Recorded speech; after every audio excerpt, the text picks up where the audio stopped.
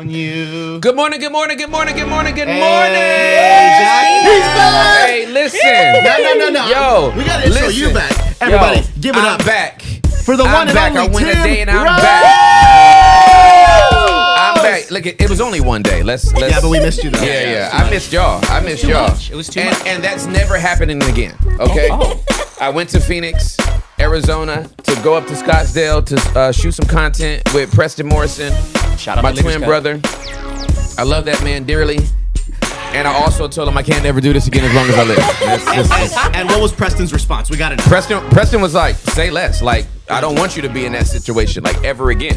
And so I just need everybody to know, like, I already knew that I was called to do this, but it was when I went to Scottsdale, that's when I knew, like, yeah, Lord, I'm meant to do this. And because we're moving to Scottsdale. Because we're moving to Scottsdale, Wow. baby. Wow. yeah, we're not. Oh, Roger. We're not gonna do it. Rumors start. Yeah, rumors do start like that. How do rumors get started? Just Ask Lindsay Lohan. She knows. Oh, Lindsay knows how rumors. She has a song named called Rumors. Oh, okay. Yeah. Lindsay. Yeah. Shout Okay. out Lindsay. Shout out Lindsay. Understanding rumors. We got Lindsay Lohan on the line. The number one rumorologist in the world. It's probably not a thing, but it sounded like it was a thing.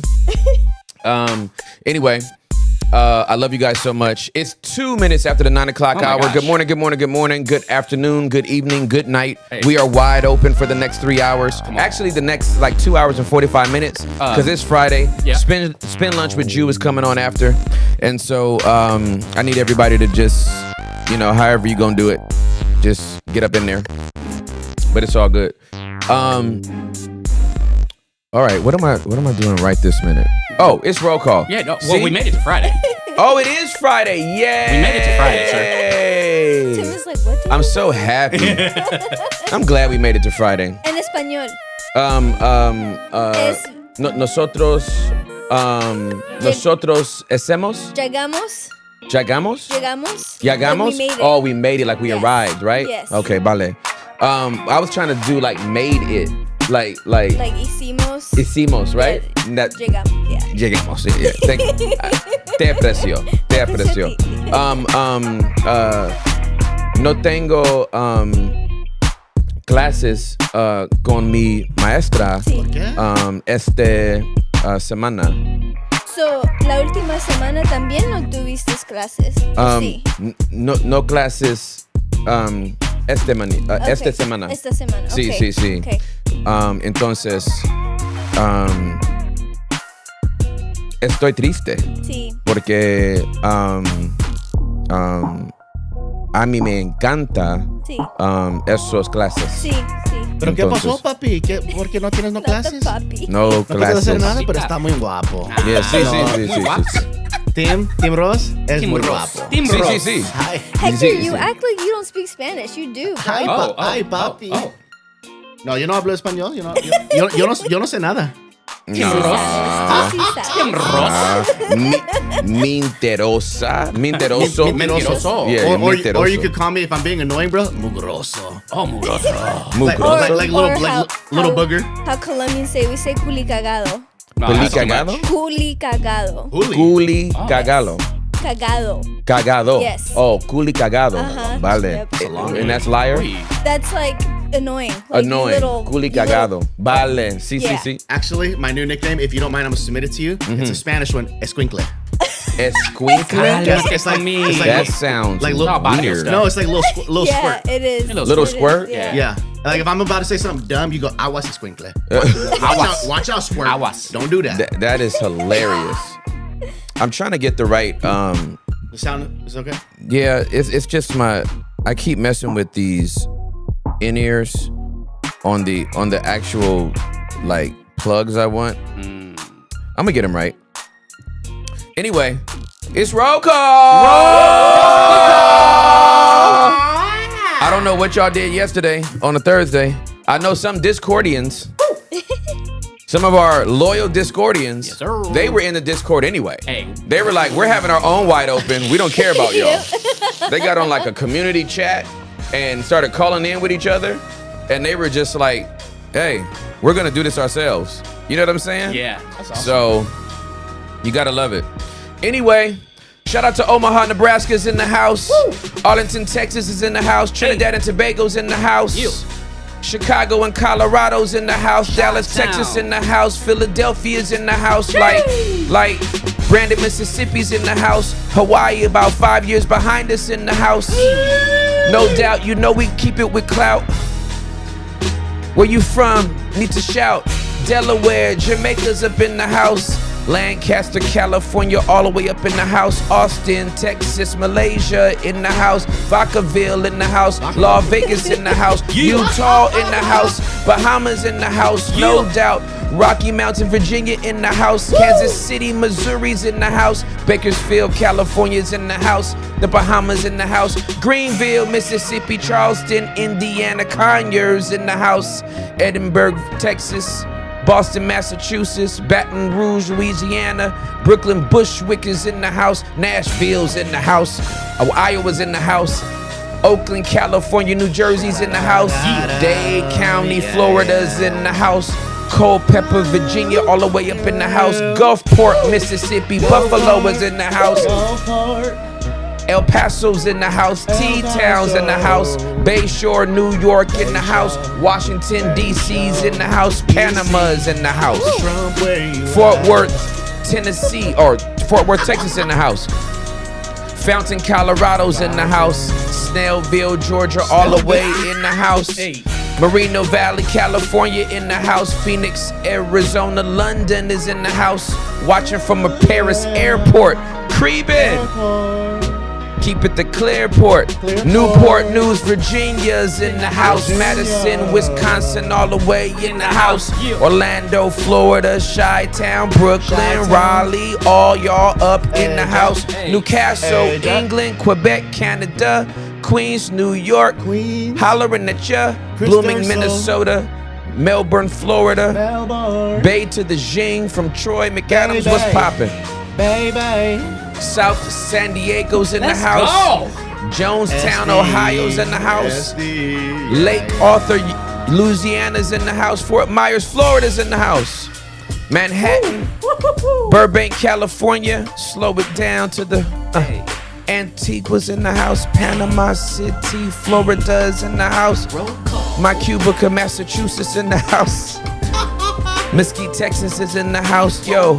Barbados, what's up, y'all in the house? Medellin is in the house. St. Martin, Caribbean up in the house, yeah. Marie, Laurie, Farrell. Yo, I love St. Martin. Man. San Martin, it's a beautiful place. What's up, handsome? I love you. This beat. Shout out love, man. Shout out love. Good to see you, boy. Shout out love. What up, Wisdom? No. Morning. Noah in the house. That's funny. Noah's literally in my house. Camden, New Jersey's in the house. Yeah. That's the birthplace, hometown of my dear friend Ty Tribbett. Oh. I love you, Ty, wherever you from. Ty, where you at? Please call in. You know you have a little bit of Jay-Z flow in you, Uncle Tim. Oh, yeah. Oh, thank you. Automatic. Actually, Jay probably got a little bit. That's the cadence I came up with. So, 757 Newport News, Berean Christian Church in the house. Let's go. I love me some Bereans. Shout out Abby for $200 gifted. What?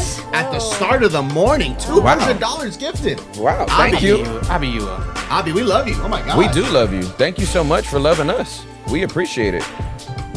Te aprecio mucho. I'm gonna keep saying it. Like we're deep too. We're almost at 700 members, man. We're almost at 700 members. Oh, brother, the Lord sees you, Tim. He loves you, bro. Yo, let me pull up the exact number though. Yeah, we're almost at 700 I think members. it was 21 short the last time I looked, but that might be different. It might change. Woo! Man, all these beats, bro. Send in your beats to TheBasement.WTR@gmail.com if you got any. Copyright free, please. Yeah, some slaps. Get your tickets to the comedy show coming up next week, March 11th at the Addison Improv, and March the 12th in Houston. Houston Improv, March the 12th.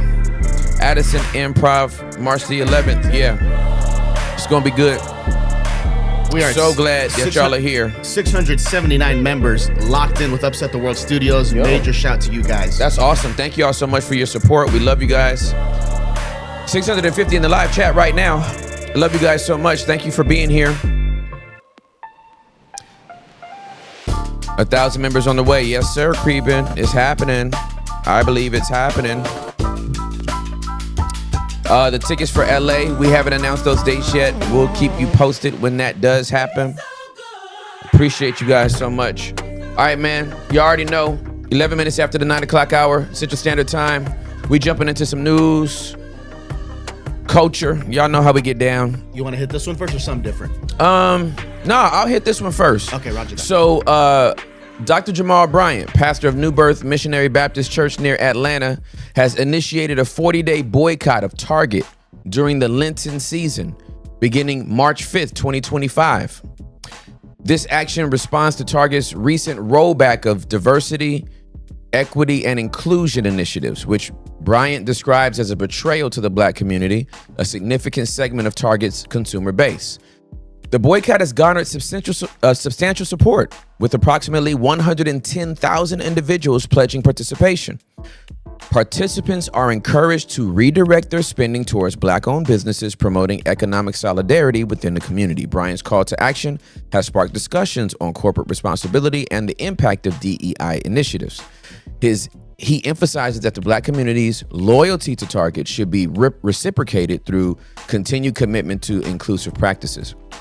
Target has not issued a public response to the boycott at this time. Now, let me tell you what I have always loved about Dr. Jamal Bryant. Dr. Jamal Bryant is one of the most galvanizing community leaders in whatever city he winds up in. He was like that in the DMV area when he had Empowerment Temple in the Maryland area. And now that he's in Atlanta, he's doing the same thing. The man is a brilliant community leader, galvanizer. I mean, to get 110,000 people. Yeah. I think this has more and take away the emphasis that he has on Target. Put that to the side. Last week there was like a huge economic blackout. Remember, it was the one day. Yeah, one day. Don't shop at any stores. Correct. Right. This is more effective. He's leading the charge. There's organization here. There's organization and no pun intended. It just works too well for the double entendre, right? He picked his target. LOL. Oh, yes. LOL. The whole economic, just stay away from all stores. Dog, which ones? You hate all corporations? No, you got to pick one and make that one hurt. Come on. There we go. The Alabama bus boycott worked because we was not getting on y'all's bus. There we go. You know what I'm saying? Yes, sir. They still went to the grocery store. They went to it was just like, let's just hurt your pocket. We gonna hurt the bus industry. And now I think there's more you have more of people galvanized around this because you actually have a target. Pun intended. Yeah. You know what I'm saying? Yeah. We are not going to Target. All right, we can dip and go around to Walmart. You might think Walmart is a part of the problem too, but we gonna make Target hurt today. You know what I'm saying? That's much better than just saying, don't go spend no money today. That's just not practical for anybody. Right? Now, I don't go to I don't shop at Target. I've never seen you go to Target, bro. Target's not Target's never been on my radar.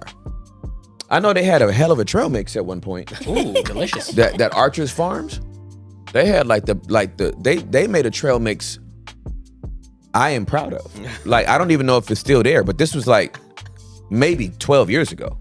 And I just bought like 4 bags. Like, oh, this is popping. That's how good it was. You remember? Yeah, I remember it. But Target is not my.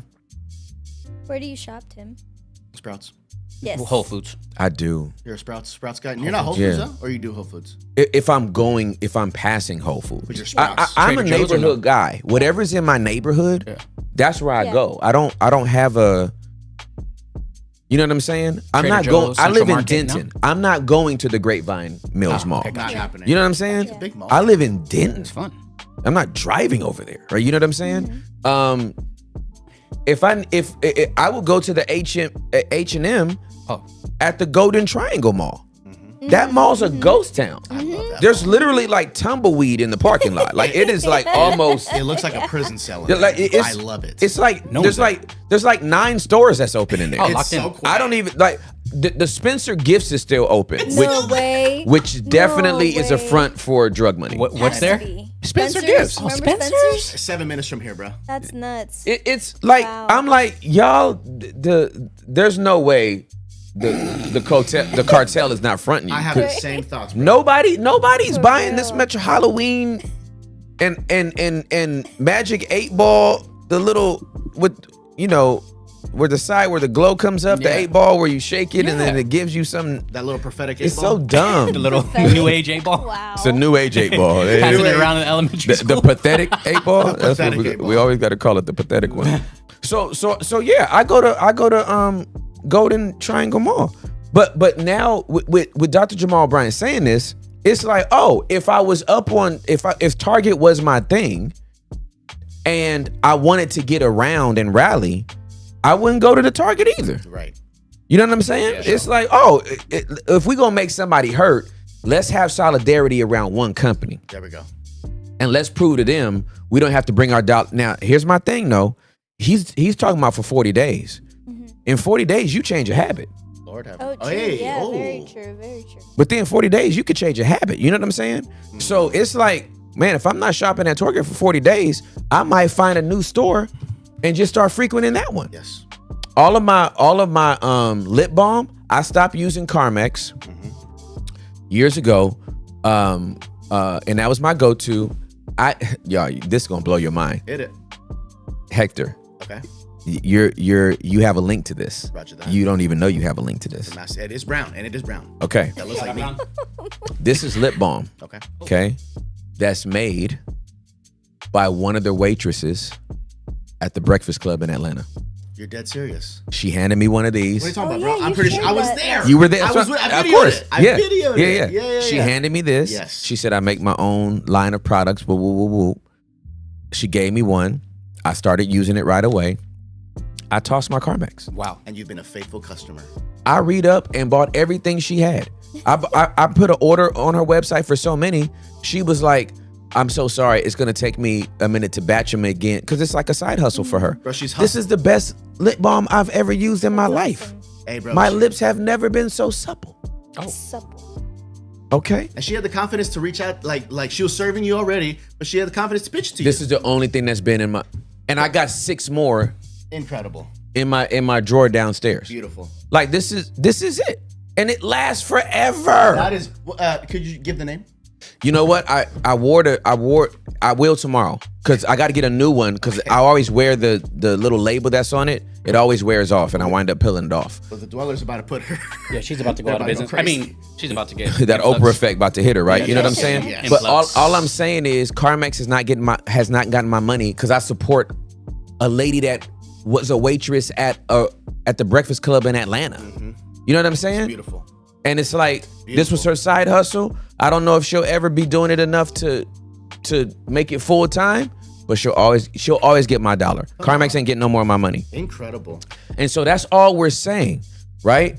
Dr. Jamal has it pointed right now towards Target, but you got to pick your target. You got to pick what your target is, and you have to say, you know what? If Walmart is really, if you don't really like the big corporate box, where can you get your stuff from? What can you support? I know I'm paying more to go to Sprouts, but I know there's nothing in Sprouts that's trying to kill me. There's an integrity to the brand. Absolutely. And so I'm going to pay. I know I'm paying 7 to 10% more. And I'm not getting the major brands like Kellogg's. But Sprouts ain't trying to kill me. I don't eat cereals and stuff like that, but if I did, Sprouts is not carrying anything that's gonna kill me. Right. That they just not trying to get down like that. So that's all I'm saying. And kudos to Jamal, man. That is awesome. Yeah. Like, really taking the charge and being the face of it. Yeah, like and Leading it. again, giving them solidarity around a brand. We're not just doing an economic, hey, don't go shopping nowhere. Ain't nobody gonna feel that. But if everybody stops shopping at Target for 40 days, right, that's gonna cut into their bottom line. You gonna feel that. Yeah, man. So that's my, yes. Those are my thoughts on that. That's fire, bro. Okay. All right. So shout out to 920 in the chat. 21 minutes after the 9 o'clock hour. We're so grateful that you're here. We love you guys so much.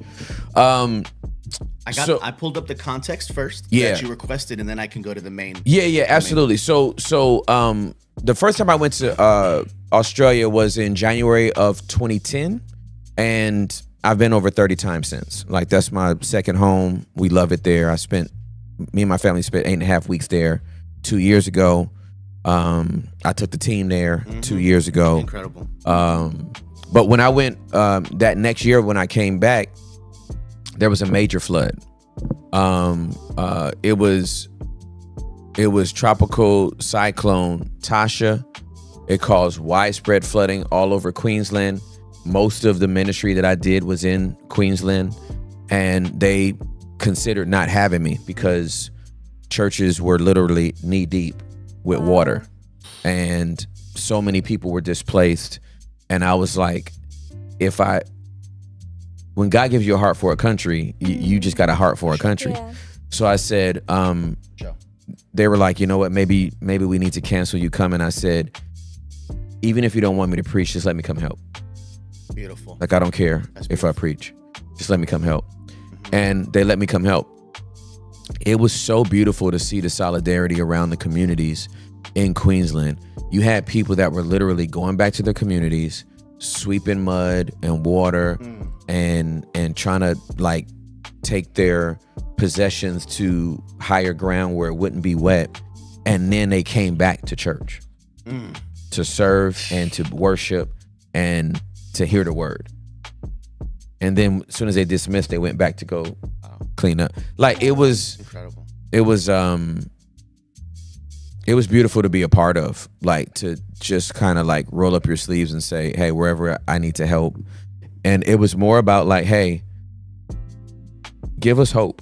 So beautiful. You know, so many of us have lost stuff. The fact that you would still come, so cool. Dude. This is a respite from what we have to deal with. So just preach the word, and we'll receive it, and then we'll know that God is with us, and we can go back and handle what we handle.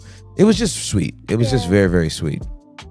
So that happened in 2011, and I hope nothing like that is going to happen again, but there is a new pattern forming that is threatening the same area.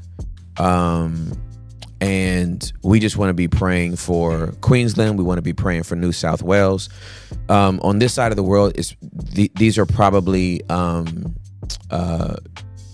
states that you don't hear of often, because you hear about the cities, you hear about Sydney, you hear about Brisbane, you hear about the Gold Coast.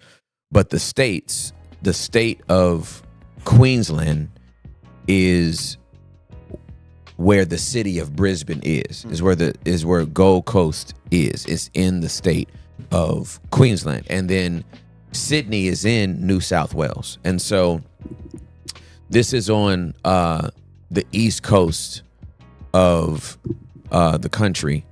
And there's a new tropical storm, cyclone, that's forming that could impact those same areas. And we're just praying that it's nothing like the 2011 Brisbane flood, and that everybody's going to be okay. So y'all know that this is my that's my place. So I just need people to be all right. Yo, salute to 6,828 Discord members. Let's Yeah. go. We're almost at 7,000. Since we started Wide Open, Tim, the analytics have gone crazy. We've garnered probably about close to 600 and I don't know the exact number, but over 600 people in the shortest amount of time that we've ever accrued members. Wow. Since the beginning of the server. The server, as you can imagine, when we started, a lot of people joined. Yeah. But the activity has definitely skyrocketed since Wide Open.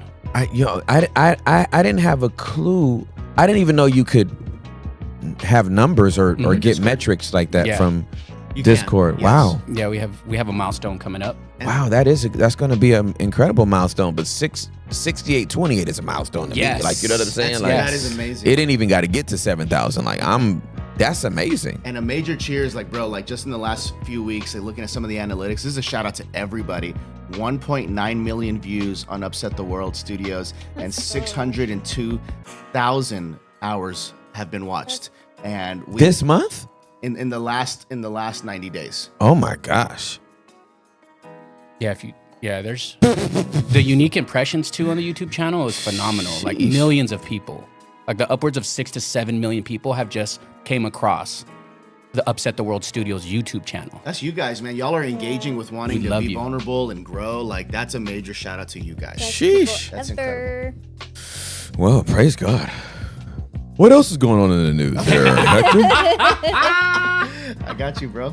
Happy birthday, Hillary. What up, Hillary who? Happy birthday, Hillary Griffin. Stop the music, stop the music, stop the music. Happy birthday to you. Happy birthday to you.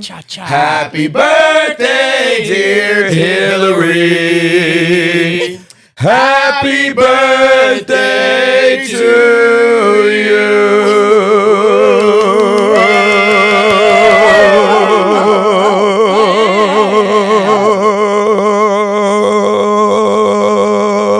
You sounded The way Jim looked at me to get the breath was amazing. I had to give it to And Hillary. many more on Channel 4. Sounded like a blender. Yeah, and yeah. Scooby-Doo on Channel 2.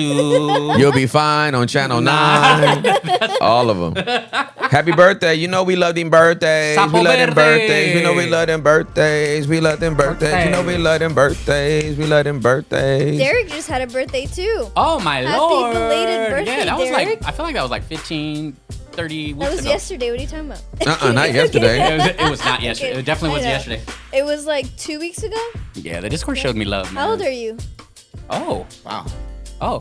Joey. I'm actually 48 years old. I was born in 1977. Great and great. Let's go. I was born in You don't 1977, look so I'm it. 48. You don't Well, look it at my all. spirit, and I don't feel it. I Yeah, really don't you feel don't it. My look it. kids keep me young. Joanna keeps me young. Amen. Amen. I love y'all. Amen. Amen. I have a birthday coming up on Sunday, this Sunday, so I expect No, you guys Cash to App. not true. I expect y'all Cap. to get me $4,000 in my That's Cash not App. true. Tim Oza. Oh my God. Is that Cap or Cash App? Cap. That's a Roger that. Cap Yes, app. Cap. Hey, it's the expectation of $4,000 to be in That's his wild. Cash App is Yo. crazy. That's wild. Text me that video of that pastor. Oh, which one? Tim, we gotta show you something. I got a couple of them. Are you, okay. Okay.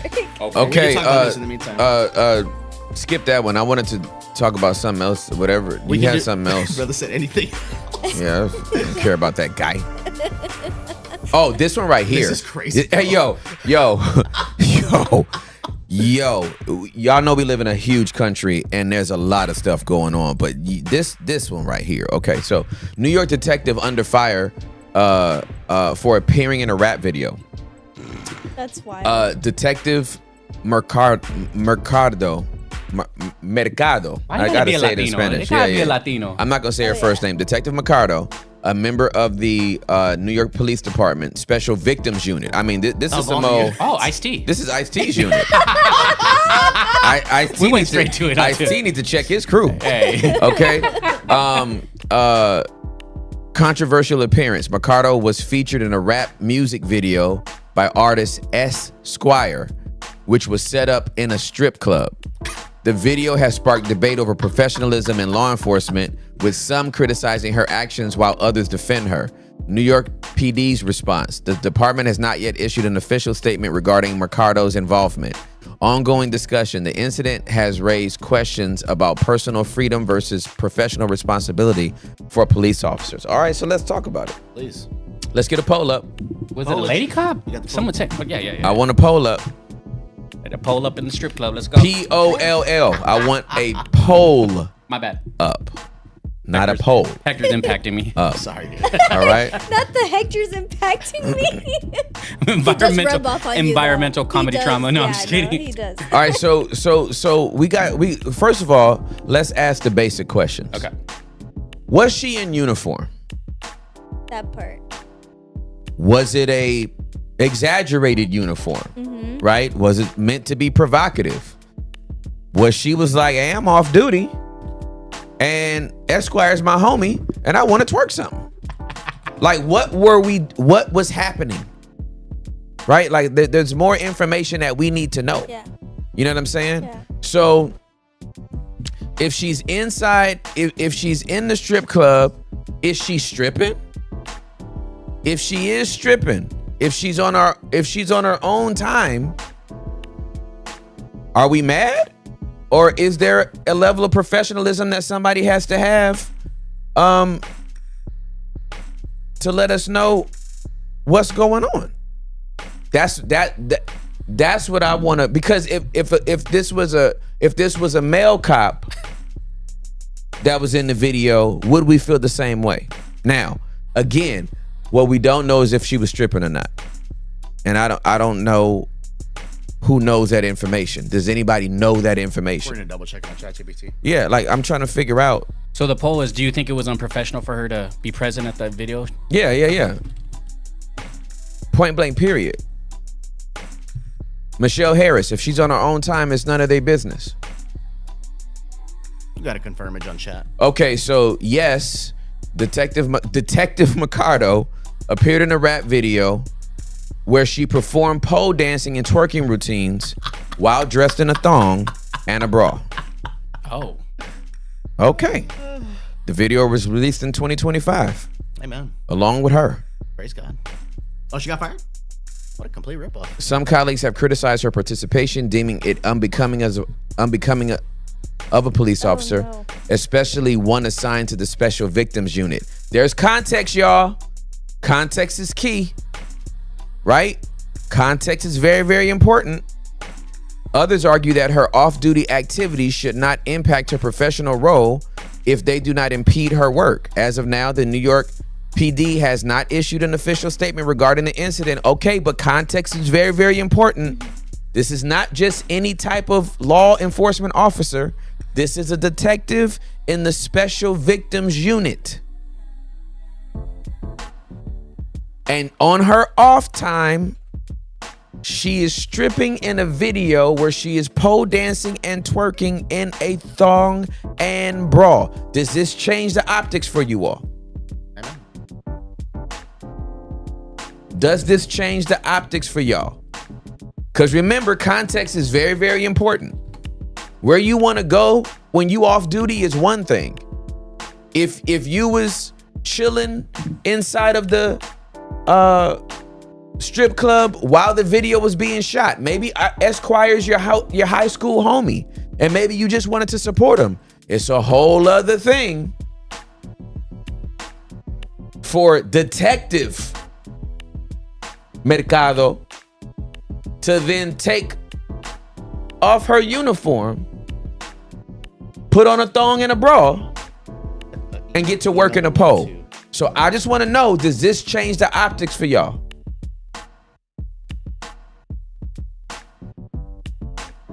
%people say yes. 17% say no. Do you, boo? I don't care. 34%. Not somebody saying it was community service. Wow.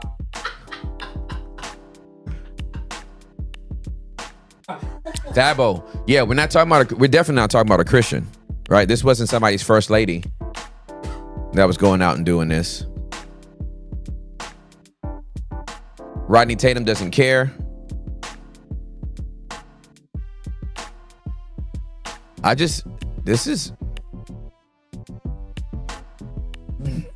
tense. That's tense. I think the fact that she works in the Special Victims Unit makes this a different conversation for me. Now, you know, my mama worked for the LAPD for 30 years. I wanted to be in law enforcement. If I work in her unit, I got problems with her doing this, especially since most of the work that we would do in this unit would bring us in and out of that part of the world.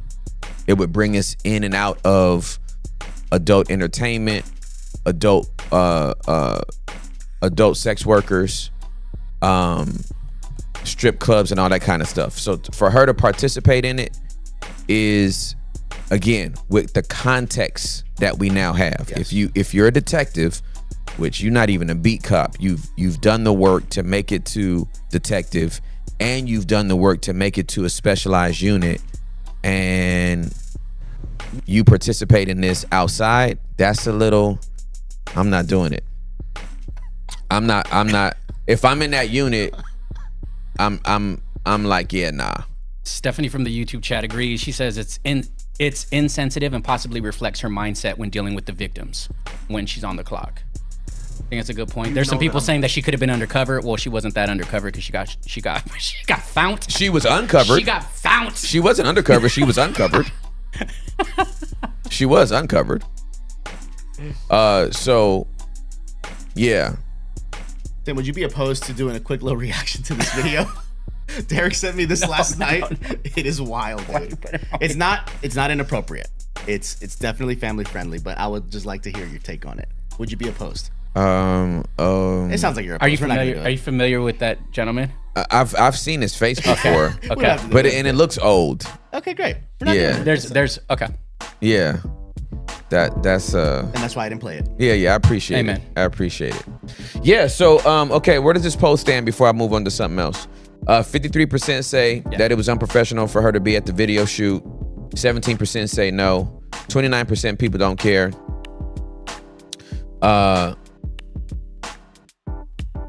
Cam Miller said, do that. Don't jeopardize her job and integrity.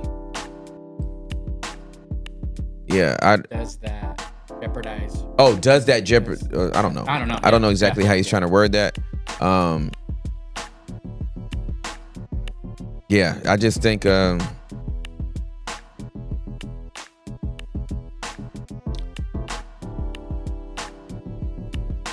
yeah, this is South Jersey artisan. But also, what if some of the SVU victims are from the club background?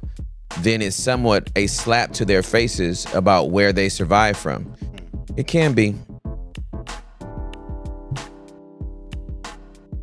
Anyway, interesting. People is just out here doing stuff. That's what I know. Maybe the stress of the job is just like, I just need some freedom to go twerk. After I get off work, I need to twerk. You need to let it out. You know, shake it. What are you gonna do? Shake it. She shake it. Okay, so pass on this one. Yeah. Roger that. I don't care. Roger that. It's Big 10-4.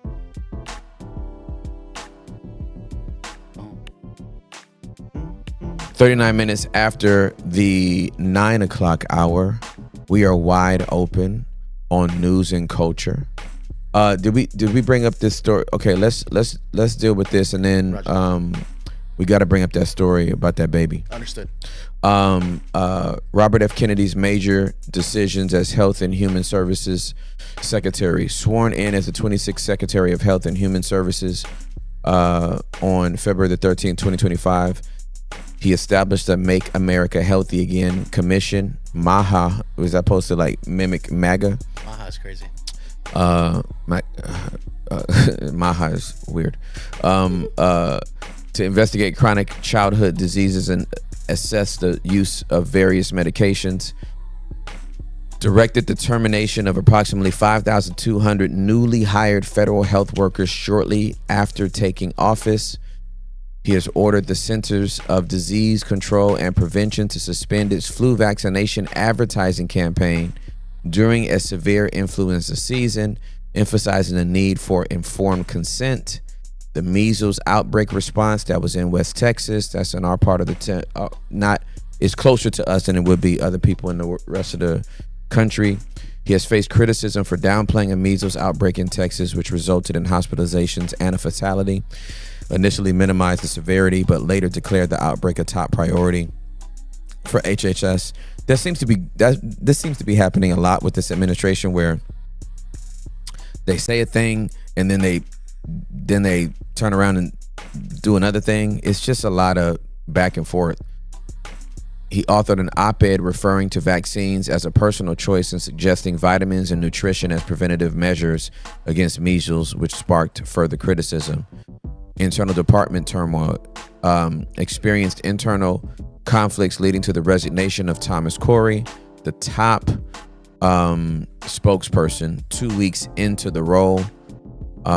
Vaccine funding considerations, reportedly contemplating the withdrawal of federal funding for Moderna's bird flu vaccine development, causing significant stock volatility for the company. Interesting. Interesting. Hey, we don't want to develop this bird flu vaccine. Oh God, our stocks. Congressional inquiries. Received a letter from House Republicans questioning whether former New York Governor Andrew Cuomo's directive for nursing homes to accept COVID-19 patients violated federal guidelines, seeking clarity from the HHS. This is all I want people to understand by me reading this is we all need to be educated. We just need to be educated, because no matter what side of this you're on, what needs to be known is what products are being made that actually benefit our health, and what products are being made that just benefit pharmaceutical companies. I'm gonna say that again. Come on, bro. What products actually benefit our health, the bottom line of our health, and then what products only benefit the pharmaceutical companies? I think I've said this before. I'm gonna say it again. Do you know that America is the only country where it is legal to suggest medication to its citizens? I'm gonna say it again. Did you know? Here's your fun fact for today. America is the only country where it is legal to suggest medicine to its citizens. Por ejemplo, you're watching Price is Right. Commercial break comes on. And then it's like, do you have restless leg syndrome? If you have restless leg syndrome, then you might need to try Reslexic. Reslexic is a once-a-day tablet that you take that'll make your legs stop shaking. And it shows some person happily walking through a park and then sitting down without their legs shaking, right? Because this is the biggest deal in the world, is like my leg doing this, right? And then while they show this wonderful vignette of somebody outside in the park watching somebody throw a frisbee and their leg not shaking, then it's like some side effects include hemorrhaging of the brain, liver falling out, bladder weakness. In at least 1.5% of patients, they died. So crazy. But try once That's a day, crazy. Reslexic, and ask your doctor. They tell the citizen, go ask your doctor, hey, tell me about Reslexic. What is that? I saw it on a commercial when I was watching Price is Right. Let me know about that drug. Bruh. Y'all trying to stop cocaine, Bruh. but y'all advertising stuff people wasn't even thinking about? Lord have mercy. Like, they can't go have their regular routine checkup and then the doctor noticed that they have restless legs and then say, you know what? You might want to try this product called Reslexic. No, we gonna tell you about the product and then tell you to go ask your doctor. Go ask your doctor about this and see if you can get on it. We're the only country that does that mess. We're the only country that gets to do that. Now, Tim, do you engage with any medicines? Are you on any? Have you ever been a part of like feeding the big pharma machine, or are you just straight up, it's all diet and exercise? It's diet and exercise. Please talk us through it. My medicine is spinach. I was with Preston yesterday. There's a place that I love called Protein House. I had a green drink, which was kale and spinach and lemons and coconut water. Bro. And then I had a large Hulk, which was almond butter, raw vegan protein powder, bananas, and dates, and something else. My medicine is food. I mean, that's what it was That created whole food. for. Yeah. Whole Foods. Espinaca. My medicine is food. And you're active as well. You walk a lot. You are moving. You do your burpees. Like, Because you're going to pay regardless. You can pay. You can drive through CVS's pharmacy. You can drive through Walmart's pharmacy and pay them whatever the copay is, or you can buy a salad and eat it. Wow. come on, bro. Right. You're right. And don't smother it in Caesar's dressing. Drizzle some olive oil on it. Sprinkle some Himalayan sea salt on it. Mix it up and eat it. Like, what are we talking about? I'm sending this to my daughters. You know what I'm saying? Just kidding. And because I was traveling all day, I had water and then I had those 2 drinks. When I got back to the airport, I got dropped off early. I had 2 hours to burn before the plane took off. I have a huge pack of pumpkin seeds in my bag. Oh yeah. And I had 4 big handfuls of pumpkin seeds, and that's what I ate till I got home, because I wasn't about to eat Chick-fil-A fries and then think I'm being healthy because I also had a fruit cup with it. Right. Now, if I was in the clutch, I'd have went to Chick-fil-A and ordered 2 large fruit cups, and that would have been all I ate. But I'm not about to eat no fried potatoes. I love French fries. Love them. Those waffle fries from Chick-fil-A are slap. amazing. They slap. But you're also changing the entire composition of a potato when you deep fry it. Yeah. So if you're gonna have it as a splurge, cool. I can't put that in my body every day. I can't put that in my body every month. I can't do it. My body has changed. And so, yeah, like this is what you wanna do. You gonna, like, the fact that we would just eat nasty food that just damages our body has a reaction, and we're like, take a Tums, take Pepto-Bismol. Like, instead of eating differently, just wash it down with some Pepto-Bismol. Oh, I know you had that pizza and you got heartburn. Oh, just take a Pepsi that's AC. You'll be fine. Nah, man, I'm not doing it. I'm not doing it. Would you say it's like a lack of patience and discipline? Yeah. Would people take medicine because like they don't have the patience or the? No, I think America has made us all addicts. There we go. America knows what they're doing. America knows that we have a fetish for fried foods, for salty foods, No, you're right. and for sugary foods. You're right. And that's what they keep peddling us. And they put it in everything. They put it in everything. So no, they don't care about your health. Yeah. Ain't nobody checking for you on no health. The good food is fast food. Like when I say good, I'm not talking about good for you. I'm talking about the convenient food is fast food. And it's all ultra processed, full of preservatives, and it tastes great. Yeah. It tastes great. It tastes great, but it ain't great for you. Man, Dr. Chinwei is episode dropping next week, and I know that this conversation is going to continue to happen here. So, so it's just a beautiful thing. It is.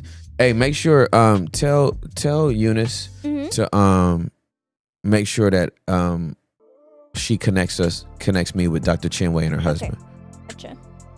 Texting her now. Would you eat baked sweet potato fries if you made them yourself? For sure. Okay. Absolutely, I would. I was curious. That sweet potato hits different, and it Yeah. tastes better. So Yeah, good. yeah, and it doesn't have the impact on your glycemic level in the same way a regular potato does.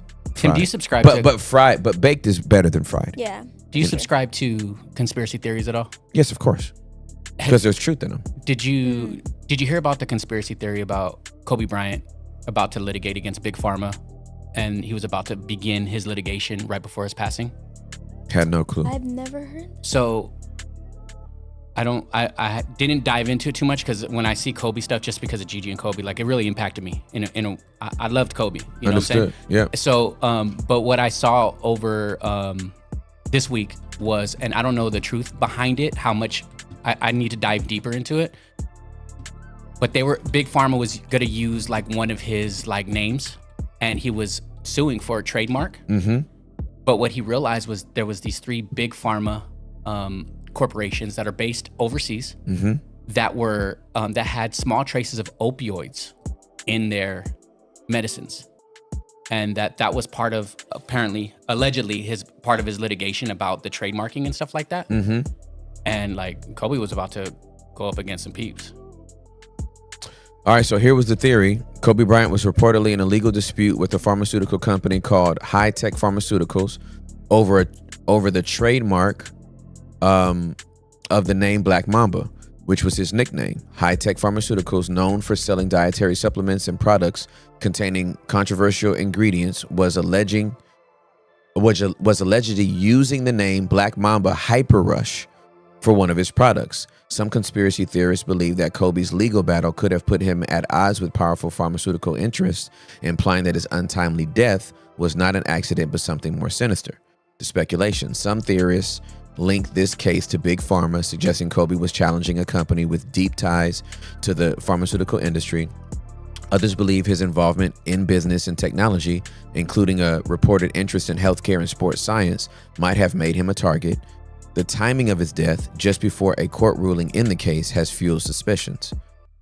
Reality check. While the lawsuit over the Black Mamba trademark was real, there's no solid evidence linking it to his death, of course. Right. The helicopter crash, need a scroll. The helicopter crash was officially attributed to pilot error and poor weather conditions with no sign of foul play. Okay. Yeah, absolutely. And the timing is still interesting. Even if there's no conspiracy to it, the timing is still interesting. And you just got to understand when it's big. Listen, you're dealing with billion-dollar industries, multi-billion-dollar industries. They are not multi-billion-dollar industries for finding cures. They are multi-billion-dollar industries for medicating symptoms. They are not trying to cure you. The moment they cure you, they lose a customer. Ain't nobody trying to cure you. All they're doing is managing you. It is pain management. It is not meant to cure you. They ain't trying to cure you. They make no money off of curing you. You don't come back.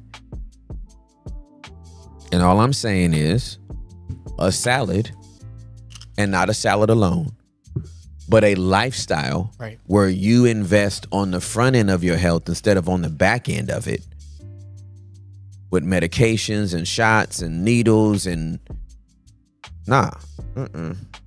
Tim, I know we're about to go into the caller hour and we want to hit the story. Can I just share one thing real quick? Of course. Just in regards to this. Do you remember the trip we went on? Maybe it was one of the first few trips I went with you to Montana. Yes. Back in the OG basement days. Yes. That was the time I had lost my aunt. My Tia Yessie. Yep. And it was such a sad death because one, she was like my second mom, and she didn't have to die. Like we really, like me and my dad and my mom really just looked at her life and looked at everything, and we just saw, man, she did not have to die. The diet was so poor, and she wasn't even large. Right. But the diet was bad. All she ate was fast food while she's taking care of our dying grandma. Wow. So she was just scraping by for life. She ain't got no time to cook. She's taking care of her. But it was still, she still had the opportunity to be healthy, eat right, and then not take all this medicine because the doctors were pumping her with meds. And yeah, bro, the cancer took her life just because of a poor diet. It was a poor diet. She was 50, bro. Yeah, that's young. I'll be 50 this year. No reason to die. There's no reason. So I'm just saying, and I know you guys can relate to, I'm sure you have family members or friends, but man, eating right is so important. It's so important. Oh, yeah. It's so important. And it is literally your best healthcare provider. Yeah. A clean diet is literally your best healthcare provider. Say it again, Tim. Say it A again. clean diet is literally your best health care provider. It is your HSA. It is your FSA. It's your flex spending account. Flex spend your account into a salad. Amen. Flex spend your account into Whole Foods. Yeah. Flex spend your account into eating healthy. Like, you don't have to do this. Yeah, the FSA, like employers offer employees like FSA accounts to where they can deduct money into their accounts for medical purposes, and Add you that could to- buy add- healthy foods with them. Just add that to your grocery bill. Yeah. Okay, you like eating cereal in the morning. Eat something that's a little bit more nutritious. It doesn't have to be Cinnamon Toast Crunch. Use a whole grain Yes. that's sustainably sourced. Stop getting meat from Walmart that also goes to McDonald's. All I'm asking you to do is the food that winds up on your plate, just know how it got to your plate. Where did this come from? There you go. Where did this come from? Sugar does feed cancer. Yes. Already 1109. They say sugar feeds cancer, and they're over there giving people cookies and sugar-filled snacks while on chemo. Yeah, that sugar feeds cancer. Do you know the majority of people that wind up being diagnosed with cancer, when they really start digging in, like especially if they don't want to do chemo and they don't want to go through all of the radiation, when they start digging in, they all wind up raw vegans. That's where the rabbit trail leads them, to a raw vegan diet. But if you're at stage 4, sometimes that's too late. It's too late. You know what I'm saying? Yeah. Now, there are some people that it hasn't been too late. And you can save it. But why would you want to get cancer stage 4 and be facing the threat of chemo and your hair falling out before you're like, maybe I eat a carrot? Right. That's all I eat when I go into the Admiral's Club now is the crudite. Carrots and cucumbers. Oh, I'll just get a whole plate of that. And everybody else is slathering, some cheesy enchilada into. Bro, the food is delicious. Ain't nobody saying the food is not good. Again, all things in moderation. If you wanted to splurge on that, like, man, once a month, I just have the biggest gordito plate. You know what I'm saying? Yeah. I just eat. I let my inner fat person out, and I just have refried beans and a cheesy something. I'm just telling you, once you start eating healthy, even if you tried to splurge on that, you would not like yourself for 48 hours. Like the pain, like the way you would feel, the drag and the bloat and it's terrible. Yes. I can't do it. Last night when I came home, I had fresh guac with my sweet potato chips, and then I warmed up a tortilla and put almond butter on it, and a fruit spread, a strawberry fruit spread where the ingredients literally just says strawberries. No other whatever. And I just mushed it on there and folded it in half and ate it. Is there a specific brand that you use of almond butter? Yeah, there's 2 brands. One is just a raw almond butter from Sprouts. It's just a Sprouts brand. And then there is a Bear Organic, I think. I'll have to look it up again. I'll get that from you. Yeah. But that I use, the almond butter that I use for my smoothies is a different almond butter that I use to put on my tortillas. Yeah. When I might have the tortilla like maybe twice a month with the almond butter on it or whatever. But it's just a satiating meal. Like, you know what I mean? Yeah. It's like it's the vegan peanut butter and jelly. You know what I'm saying? Like, it's really good. I like it a lot. Joe Foster in the chat said, I stopped eating chickens because I work at a chicken farm and I know what they eat. Whew. Wow. That's all I'm trying to tell you. What up, Joe? There was a guy that was he was eating too many Takis. He's having 2 bags of Takis a day. Oh, Jesus. It ate through his stomach lining. Oh, my God. Just trying to tell y'all. Just trying to tell y'all.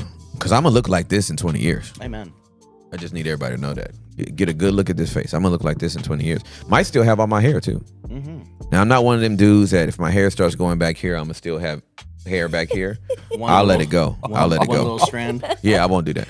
I won't do that. I'll go back to being, because my mom shaped my head really good, so I look good, bald headed. I just look good, period. Amen, brother. No matter what Come on. hairstyle I've Yeah. had, I can't help it. I'm so fine.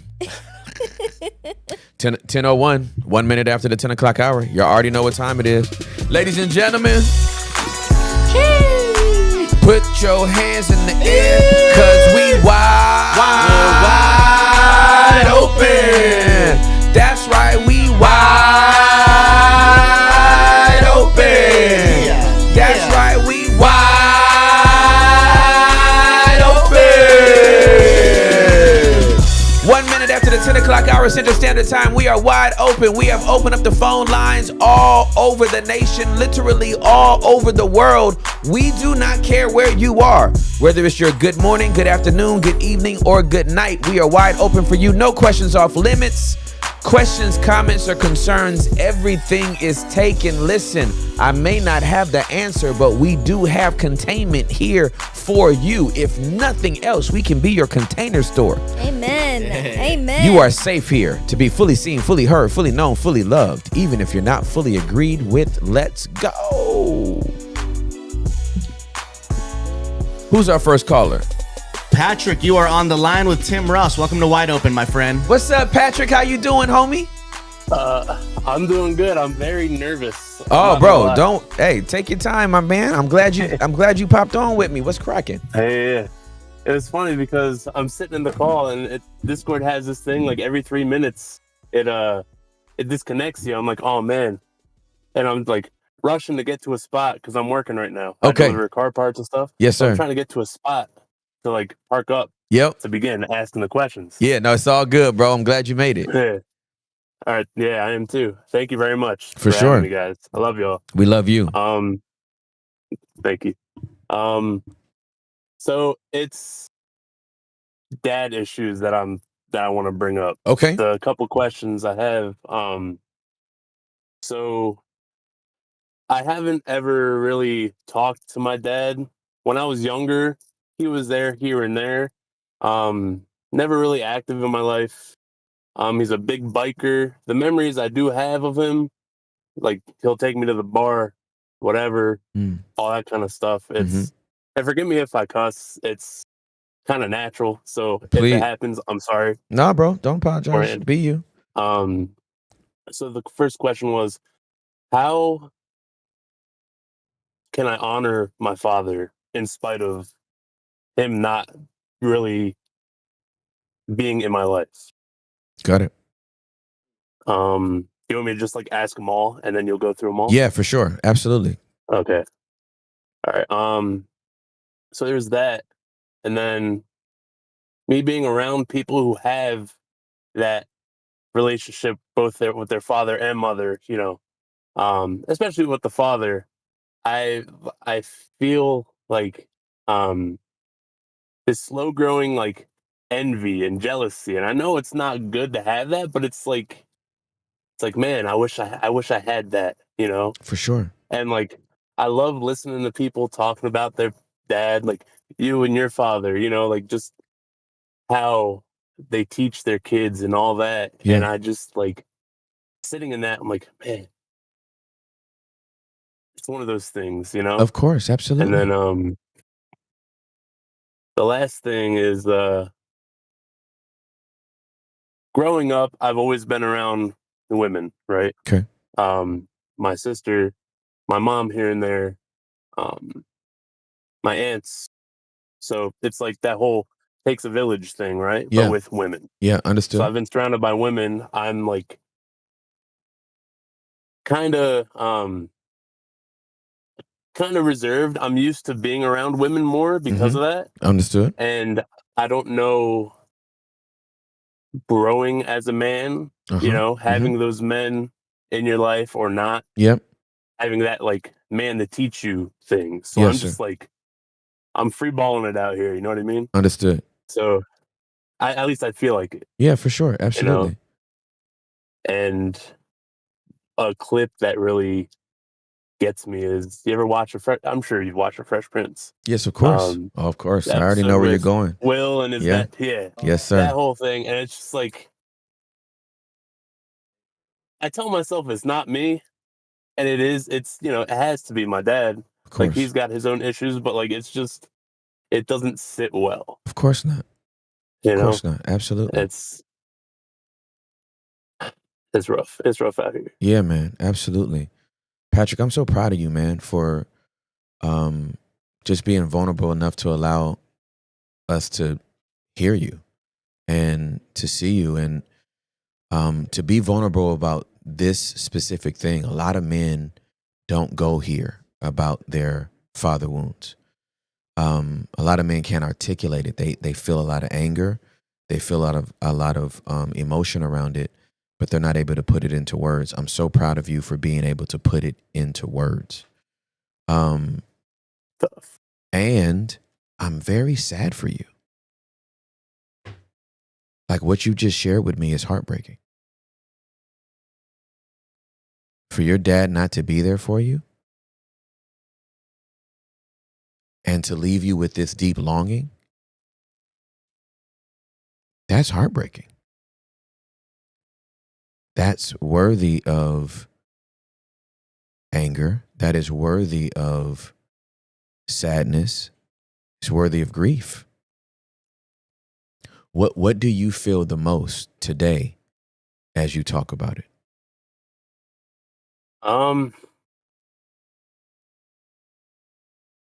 Like, I've missed an important part of my life. Yep. Especially in like growing as a man. I'm 31. I'm just like, it's just, I guess a little bit of anger. Okay. Because I don't even know where he is now. Yep. And I could talk about a couple other things that like add to it. And it's just, where you at, bro? Where's he at? Yeah, for sure. Absolutely. Like, where have you been? Yeah, absolutely. It's just, I don't know. And scripture says it's one of the commandments: honor your father and your mother. And I don't know how to with feeling like this. Yeah. Well, again, we always hold tension between honor and honesty around here, and you can honor the fact that your dad played a role in bringing you life, and that may be the only thing you get to honor. He ain't been around for much else. Right? Honor doesn't mean lying. Honor doesn't mean that we ignore the truth of a person and or the circumstance they may have put us in. And so honor may just be, this man participated in bringing me life. And so I can thank God for using this man to get me here. And that may be the short list of things that can be honorable. This man hasn't been honorable in any of these other areas. He hasn't been a provider to you. He hasn't been the mentor, coach, role model that you've needed. He hasn't even been the person that disciplined you. He abdicated that responsibility to your mother, your sister, your aunts. So there doesn't seem like there's going to be a long list of things to honor, but there does need to be a long list of things to be honest about.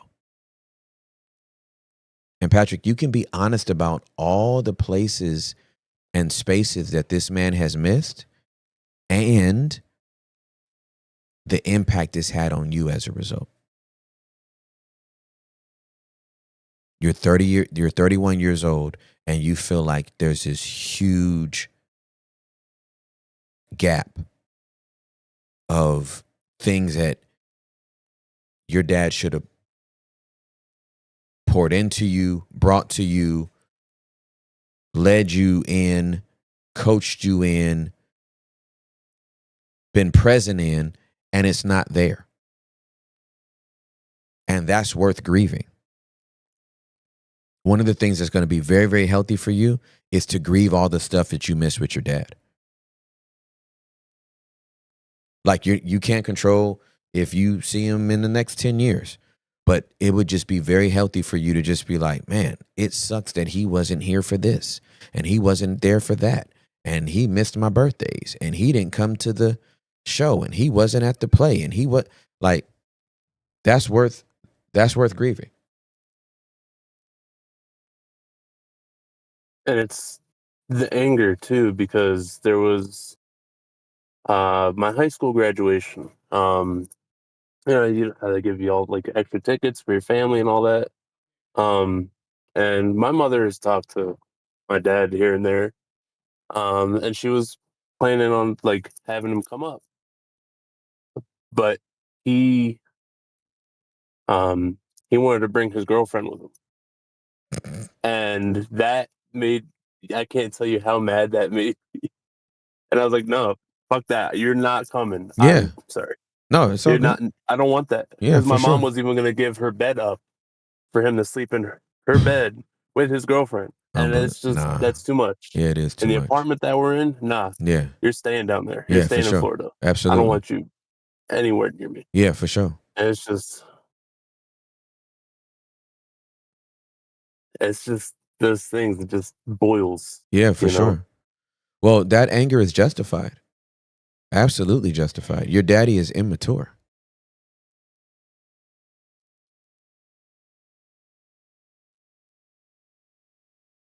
He's very immature.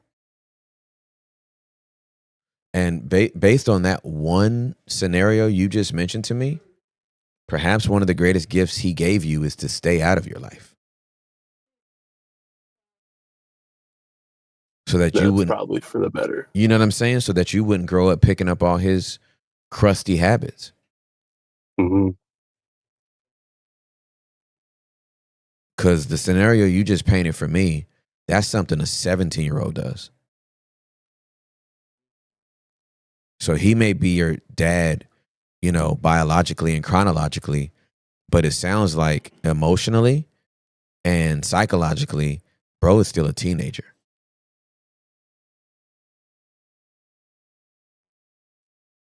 And he's probably treated his son in the same way he treated his education. He just skipped out on it. I could see that, honestly. Right? Yeah.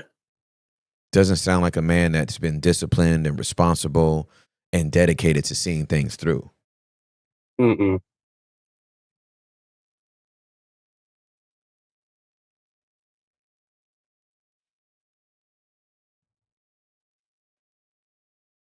So I think my encouragement to you is you can allow yourself to feel those emotions, the anger, the sadness, whatever comes up. But it may be, I don't say this often because it could be morbid for some people, but you might want to write an obituary to the relationship that you should have had with your dad. Mm. Right? There's got to be like closure, and you don't need your father present to have closure. Like, hey, the dad I should have had, the dad I should have grown up with, the dad, I didn't get that guy. And so I need to have a funeral for the expectation that I had in the father that I thought I was getting, because I didn't get it from you. Mm-hmm. And I need to write an obituary, and I need to dearly departed. We are gathered here today, right? Like, you know, like I'm saying goodbye to this image of a father that I thought I was going to have. And now I'm going to look to role models and mentors to fill in the gaps of what I need at this season of my life.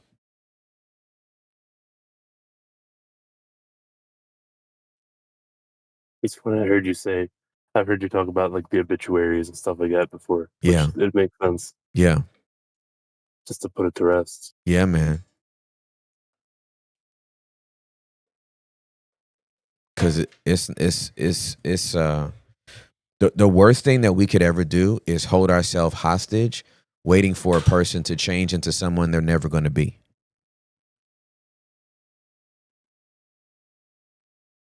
And you don't have to suspend your life waiting for your dad to change. You can't control him. You can't make him be anything other than what he is. The only person you can control is you. Mm-hmm. And so my encouragement to you is focus on you. And listen, what do we do when we are deficient in a mineral in our body or something that we need? We take supplements. Mm-hmm. Right? If you're not getting enough vitamin D, you take a vitamin D supplement. If you're not getting enough vitamin B12, you take a vitamin B12 supplement, right? If you're not getting enough vitamin E, you take a supplement. And in the same way, you can supplement the things that you haven't gotten from your father through other men, whether in close proximity or far away. Mm-hmm. Just bring those supplements in. And the last thing I'll say is do not allow the narrative of an absentee father to be the excuse of why you don't succeed in your present and in your future.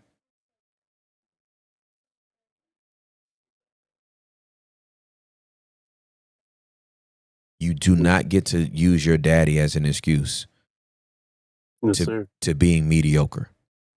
There is greatness on the inside of you, Patrick. And with or without a father, you owe it to yourself to get it out of you.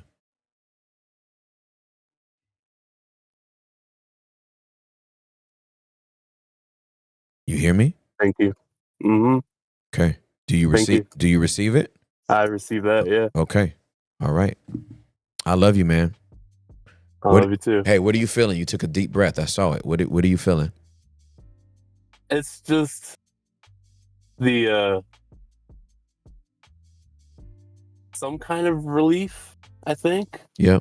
I don't know. Just hearing this from someone, like it's weird. Cause like your family will tell you things, you know, like say the same kind of stuff. For sure. But it doesn't sit the same till someone who, you know, someone else not part of your family says. Does that make sense? Yeah, it makes perfect sense. Like when someone outside of that says that to you, for sure, it's different. Absolutely, it feels different. Absolutely, you know what I mean? For sure. Because my sister says all the time, "That's what I've been saying to you. That's what I've been saying to you." Yeah. But how do you don't listen? Right. But it's just when someone else says it, it's I don't know. It just feels different. Well, let's make it more specific. You needed to hear it from another man as well. Yeah, that's for sure. Right, and a man older than you. Mm-hmm. Right. So I just want you to know, yeah, your sister was right, but I want to confirm and reaffirm that there is greatness in you.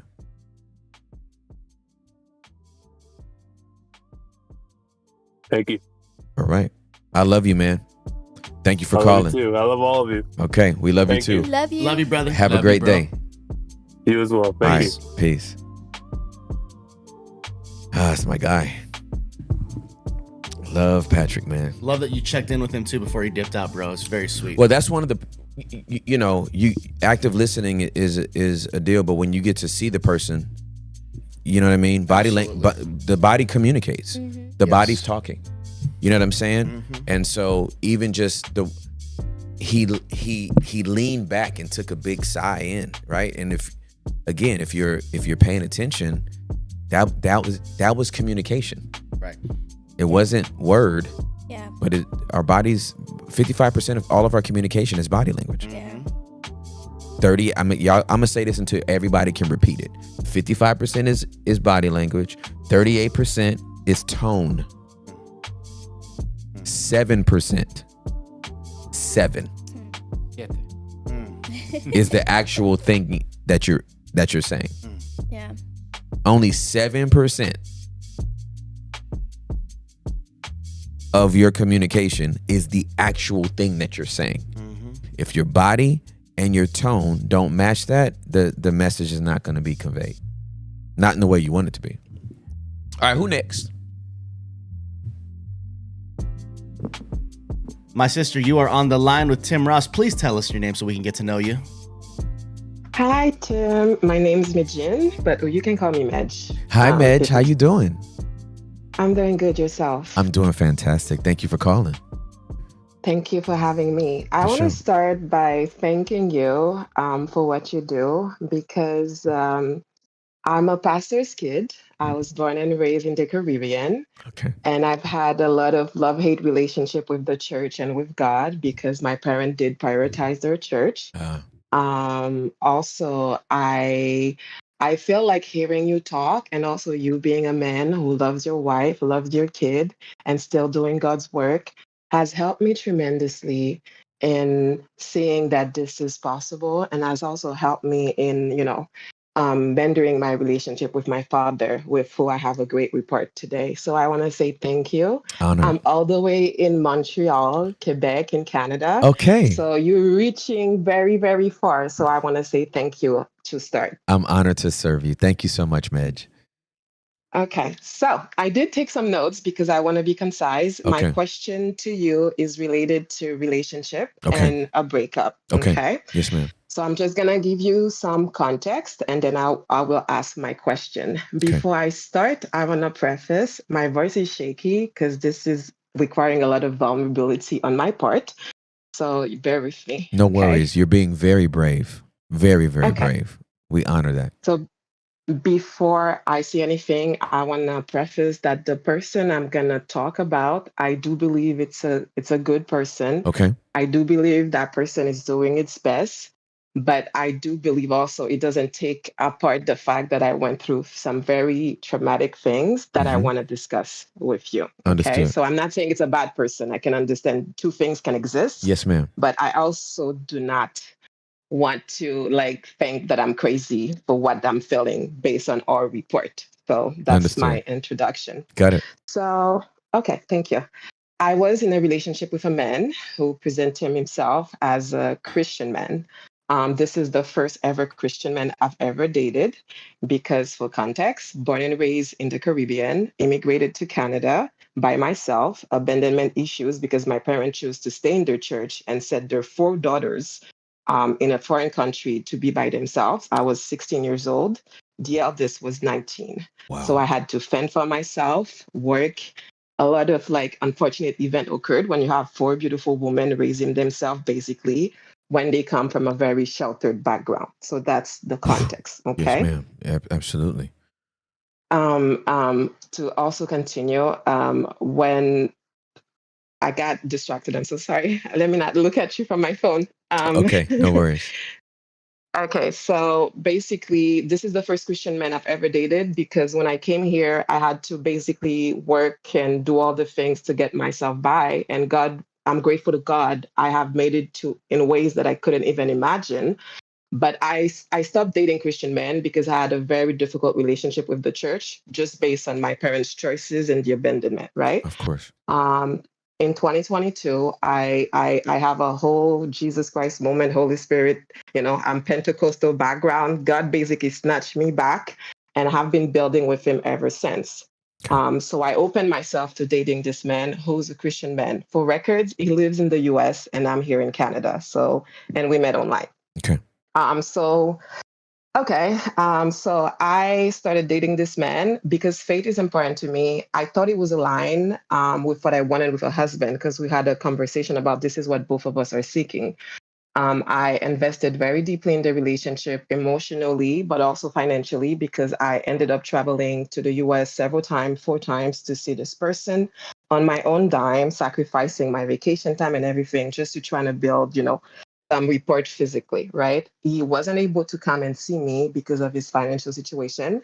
And I was understanding, right? But ultimately, there was no effort really to come and see me. And I excused based on circumstances. When I expressed to him that I wanted a man who could provide to me, I was made to feel guilty for having that expectation as if I was like, a lunatic and what I was asking for was kind of too much. I'm talking, I don't even want him to be 6 foot tall. Just have a job, love God and love your mama, but Right. just even with that, it was like apparently too much. And his term is, I'm looking for Waldo. And a lot of women are just looking for Waldo, and Waldo doesn't exist. And we need to stop being, delusional. So that was kind of like the response. The other thing I want to say, without disparaging this person's character, I feel like his position was men are degenerates. That's his word, not mine. So I should basically be lucky to have him. And I think that technique was kind of used to justify the fact that we were not in the same financial position.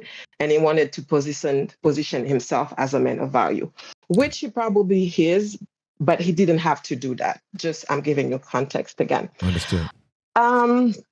Okay, so for months, I spent time, energy. We talked on the phone every day. I have a very big job. I'm a lawyer. I work a lot. I still create time to like talk to this man every day. We go to bed on the phone and all that stuff.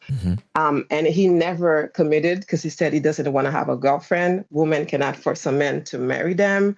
And basically, I have to do certain things for him to feel comfortable, even calling me his. Meanwhile, I'm traveling to see you and I'm spending all my time on the phone. So that goes on for maybe 6 months, right? And then at some point, I guess my senses come out and I'm like, this doesn't make sense for me. For context, also, I'm 33 years old. Okay. I said, well, this is not working for me. And he suddenly agreed to be in a relationship.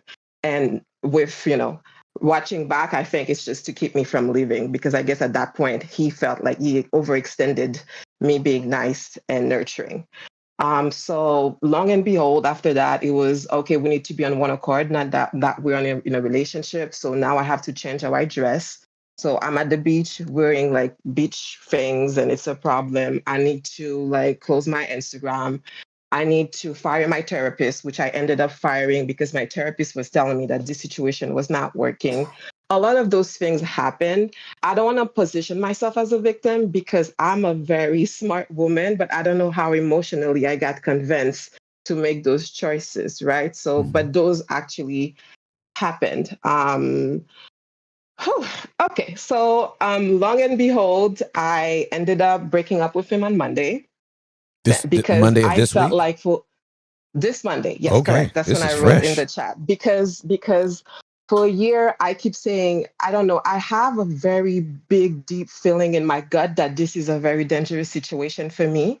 But also I was like, God, I'm doing this walk with you. I prayed to be with this man. My mama's in my country praying and fasting with the whole church, and I'm really trying to do the right thing. So I guess I was very scared to leave because I'm like, am I going to lose the person God has for me if I leave that predicament? I have a tendency to stay until it is impossible for me to survive in an environment, and then I bounce. So that's my pattern, and I'm aware of that. Okay, good. So after a whole entire year, I was unexpected. After a whole entire year of going back and forth, I felt like I was crazy. And I'm like, I cannot be crazy because every day I get paid to make those $1 million decisions for a company and I do it very well. How come I cannot make sense of this because it doesn't make sense? I think that's what happened when there's a lot of gaslighting, manipulation, and controlling tendencies.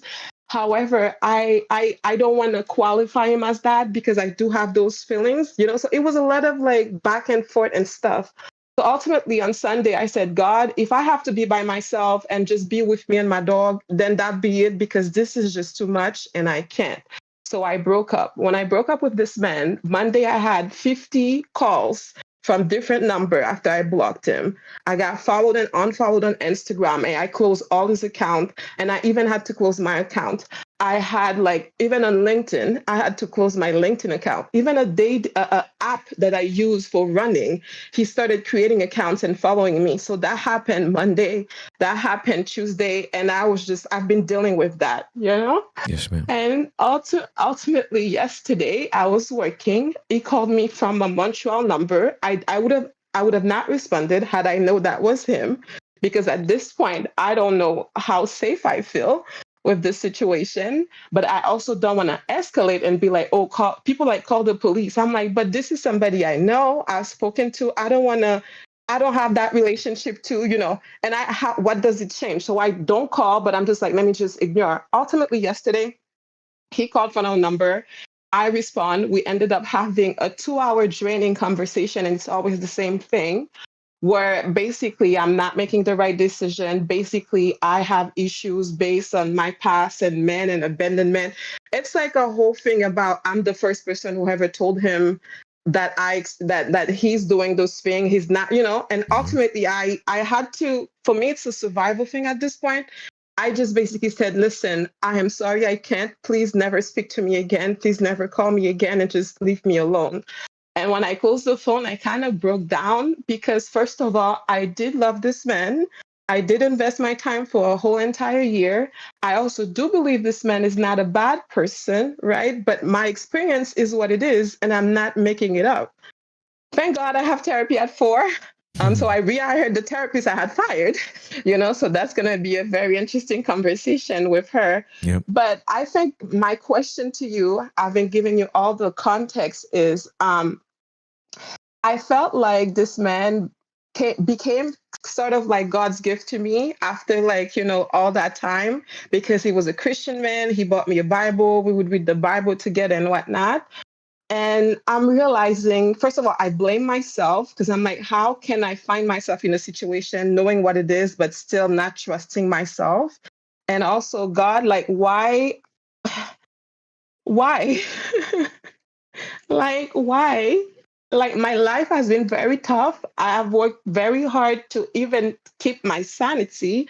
And I'm like, why do I have to go through this? Because all I want is somebody that will love me and to have the ability to have a family, because I was ripped of mine when I was sent to a country at 16 and I had to fend for myself. And I'm wondering, why do I have to go through all of that? So I've been like talking to God, but on some side eyeing him, and just like, but yeah, I'm here crying in my house, needing your help, comments, anything really.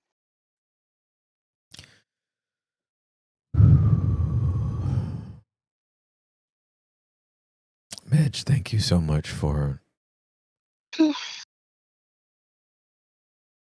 getting all that out. That was a handful. Sorry, I had 90 seconds. No, you didn't. You didn't have 90 seconds. How does your body feel right now after saying all that? I feel like I lost 10 pounds, honestly, because like this had to come out. It did. It had to come out. It absolutely did. It absolutely did. I could mark the moment where the anxiety in your voice heightened when you started to talk about separating from this man and all the drama that ensued as a result. And I'm just so glad you were able to verbally vomit. I mean, sometimes that's the most important thing in some of these calls, is to just put everything you've experienced into words. Now, I do have some things to say, but I just want to say, I think the most important thing was you getting this up and out of you. I agree. Thank you for allowing that. Oh my! For creating this space. Are you kidding me? Like, thank you for taking advantage of it. Like, it'd be one thing if we created the space, but then nobody called. Right? Like, if nobody took advantage of it, we'd be like, well, we're wide open, but nobody else is. I'm just so proud of you, Midge. Before I say anything, I just want you to know how proud I am of you. Thank you. You just weren't brave enough to express your vulnerability on this call. You showed bravery, courageousness, and tenacity to break off this relationship. You are bold. And there was no way to end this relationship without this man reacting the way he is, because he's used to being in control. The worst thing anybody on a narcissistic spectrum can have is a person that tells them something that they didn't initiate. Mm. He blew up your phone because you don't break up with him. He breaks up with you. Mm. He blew up your phone because he's not crazy. You are. Mm. He blew up your phone because you don't get to leave me. I leave you. Mm. So, no, you were incredibly brave Thank you. in breaking off this relationship. And what ensued just lets you know, bro is full tilt stalker, narcissist, control freak, gaslighter.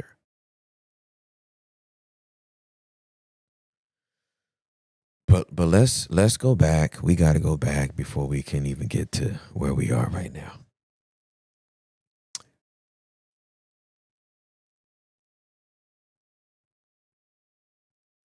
How much has 16-year-old Madge got to talk about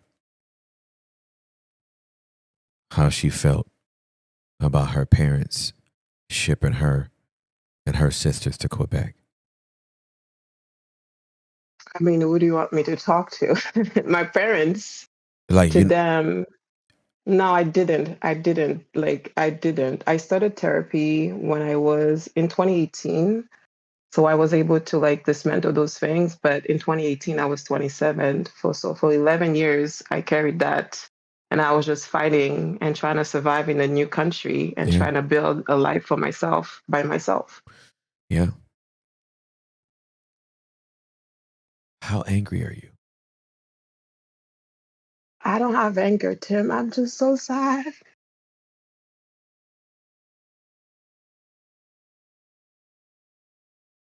I'm just so sad.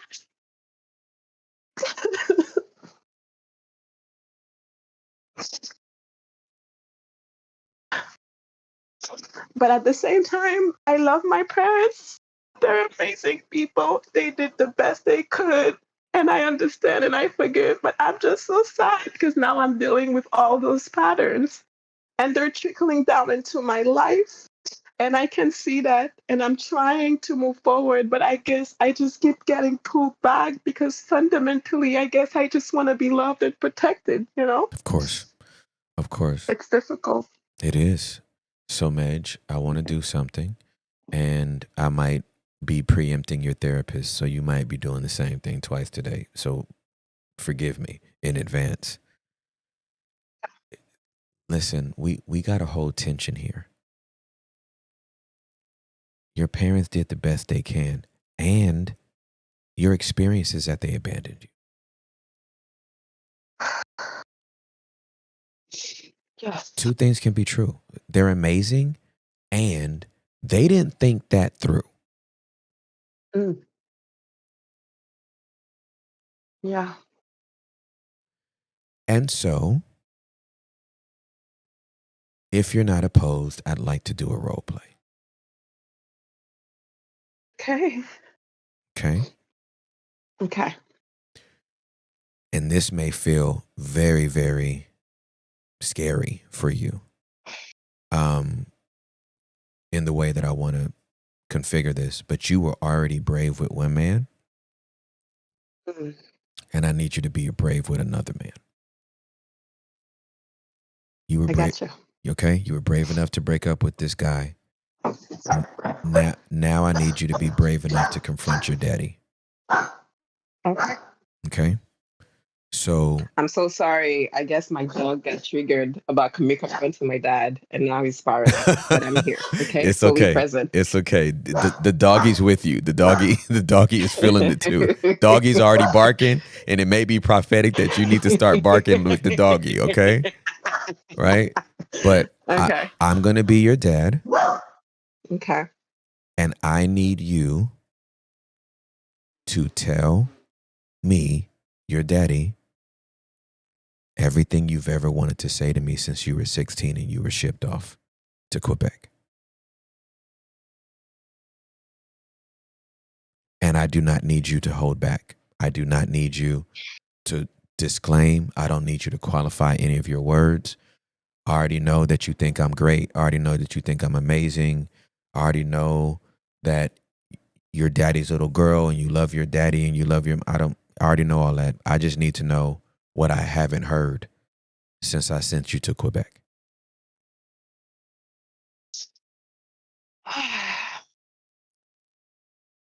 Okay. Okay. I got you. All okay. right. My eyes are closed. I'm breathing. I got this. Good. Okay. Okay. Anytime. Daddy? Yes, ma'am.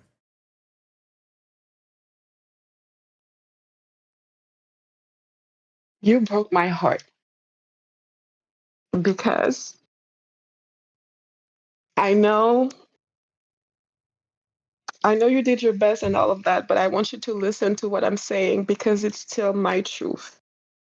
You told me 1 week in advance that I was going to another country. I did not even understand what that meant. And when I came to this country, I thought I was just gonna go back home, but I never did. The moment I landed in this country, I was just harassed by different people because I just never learned how to protect myself. Because you raised me not even being able to leave the house without permission. And now all of a sudden I have to like live in a whole country without any parameters whatsoever. A lot of creepy dudes just came. A lot of things happened that were not supposed to happen. And the only way I was able to just continue to survive was just to push it down so far and just build a wall and then build a wall. You died when I took like that flight in the plane and you just disappeared. And I had to be my own father. And I was not prepared to be my own father. Daddy, I got physically abused, sexually abused.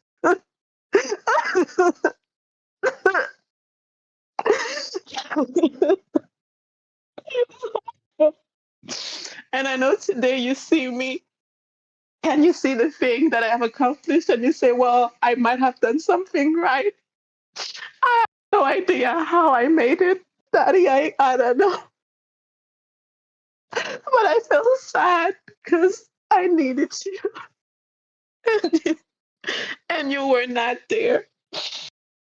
And even if I have this strong persona because I had to have it, that does not mean that I'm not hurting every day.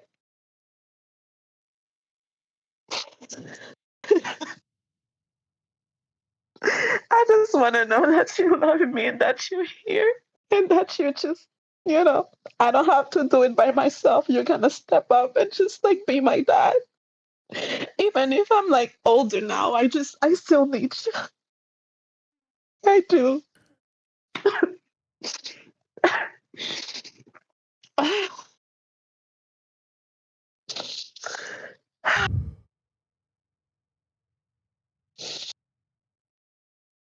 I need you.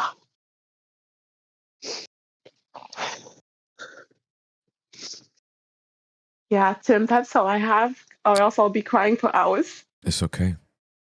It's okay. And you may need to cry for hours.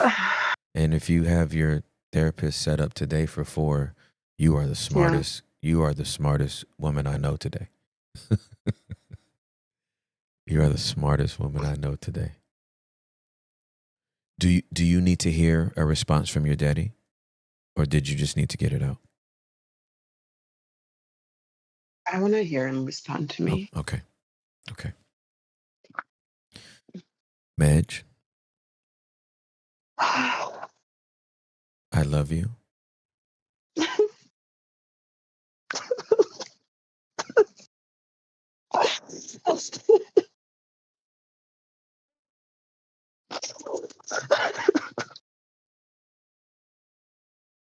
I love you, baby girl.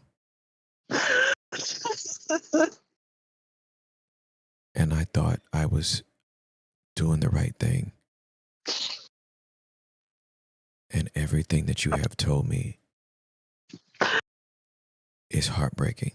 I feel like a failure. I thought I was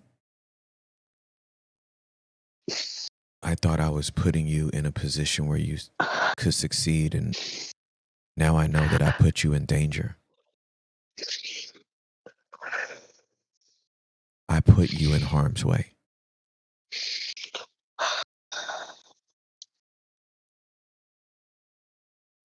I didn't know that I was sending you to a place where you didn't feel protected and where you felt abandoned and where you felt endangered.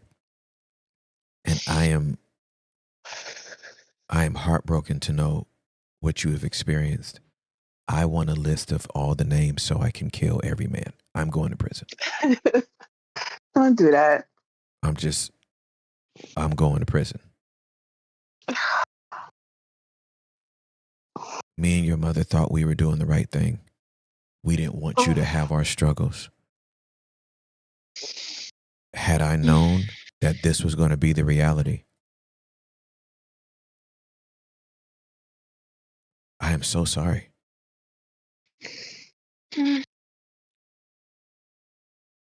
I cannot erase what happened to you, but I need to own it.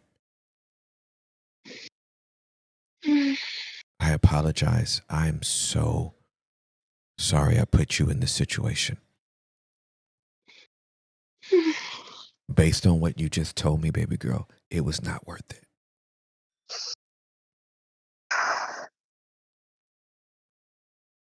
I would have rather kept you right up under my arm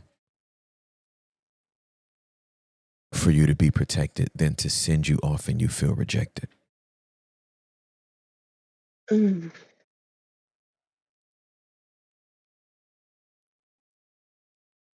If you never forgave me, I would understand it. Because you haven't even elaborated on what you truly endured. And my mind is trying to fill in the blanks, and it's not putting me in a good place. I want blood. I want blood for whoever touched you. I want blood for whoever hurt you. I want blood.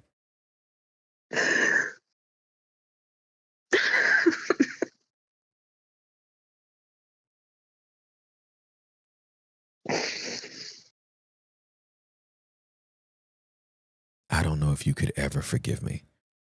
And I'm not even saying you need to forgive me now. I don't just want to apologize, baby girl. I repent.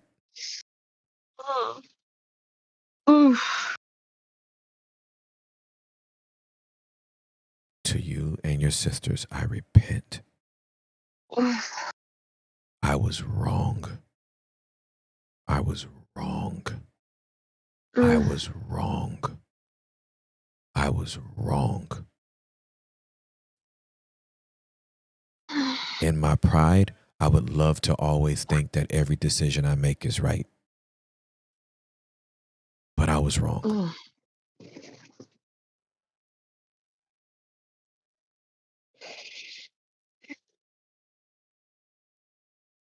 I was wrong.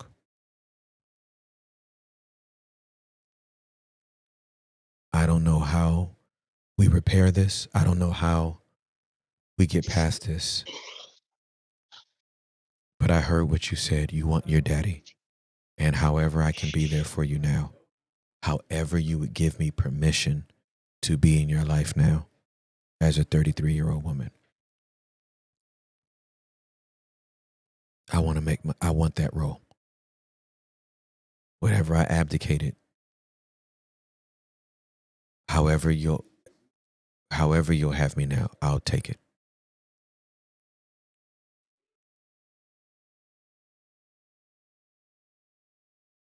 I cannot erase the past, but I can be present.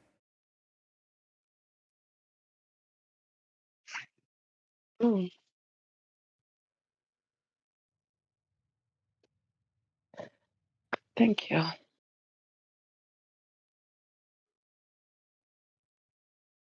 Thank you so much. Mm-hmm. I love you, Dad. I forgave you a long time ago, but I just wanted you to acknowledge what happened to me. And you just did. Thank you. You're welcome. Yeah. Oh, wow. I feel like I see clearly. I don't know how to explain that. I feel like there's like a veil that's just been lifted. I feel so present in my body. Like, it's so weird. I'm back to calling you Tim, Daddy, if that's okay. Yeah, that's fine. I'm so happy. Okay. Oh, wow. Thank you so much. You're welcome. Mm. So I wanna speak to the Medj that was trying to figure out I'm too smart to have put myself in this situation. Yeah. Okay. I need you to be very kind to yourself. Okay. You were just looking for your daddy. Oof. I could never be mad at a 33-year-old Medj bending over backwards for some man when she was just trying to get a connection with her daddy back. Mm. You are smart. You're crushing it in your job. You're head and shoulders above everybody. You have survived stuff that Mm. people will never have full context to. And this man just couldn't steward it. That's the bottom line. Yes, you had people praying. Your mommy was praying. The intercessors was praying. But we can't pray against anybody's free will. Mm. This man had the opportunity to love a woman who wants nothing more than to be loved by a man, protected, safe, stable, happy. Mm-hmm. And for some reason, this man just struck out. He knew he had good, and he didn't know how to steward it. And so you left him because you knew your value. Then he turned full stalker mode once he found out that you realized your value and that you realized he didn't have none.